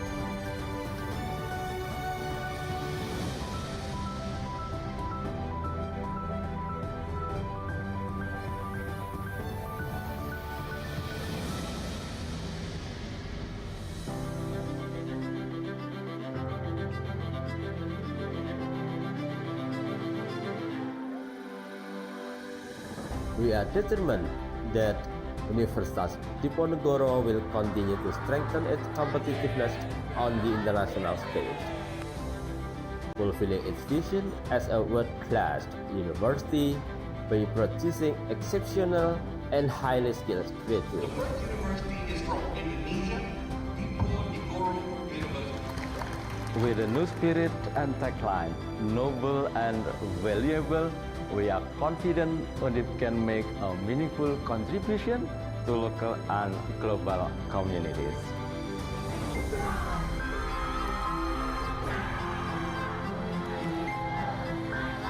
Undip bermartabat, bermanfaat.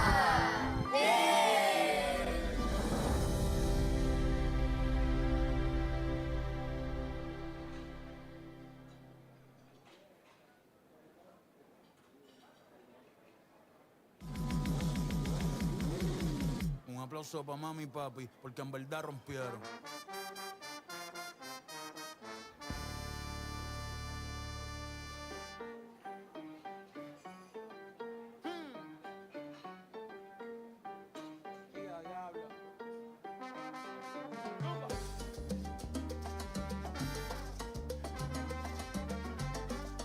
Gracias mami por parirme aquí.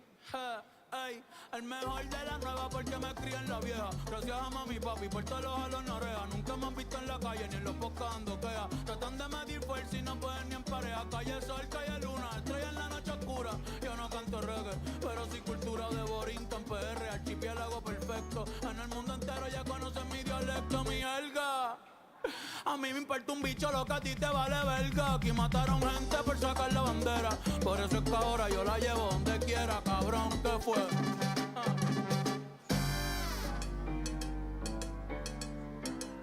Está peligroso. Si mañana muero, yo espero que nunca olviden mi rostro y pongan un tema mío el día que traigan a Otto. En la caja la bandera azul clarito y que recuerden que siempre fui yo, siempre fui Benito. Métele más que yo, tú eres loco. Cabrón, tú eres loco. Lo que tú digas, me importa poco. A mí me quieren como a ti, y soy serio como Coto. Lugia, oh, oh. Cabrón, yo soy legendario. La meto con cojones y con ovario. Millonario sin dejar de ser del barrio. Pa' que sepa.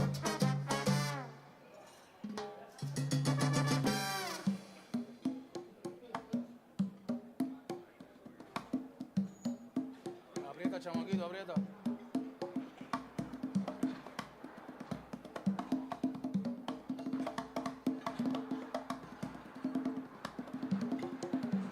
De aquí nadie me saca, de aquí yo no me muevo.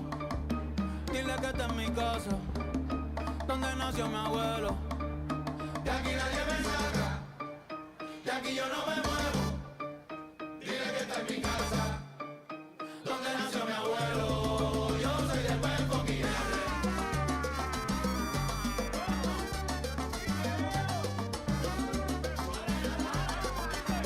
Yo soy del Puerto Guillermo.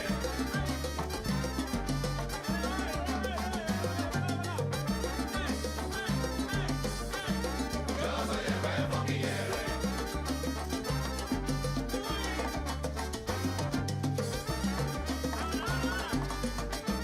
Yo soy del Puerto Guillermo.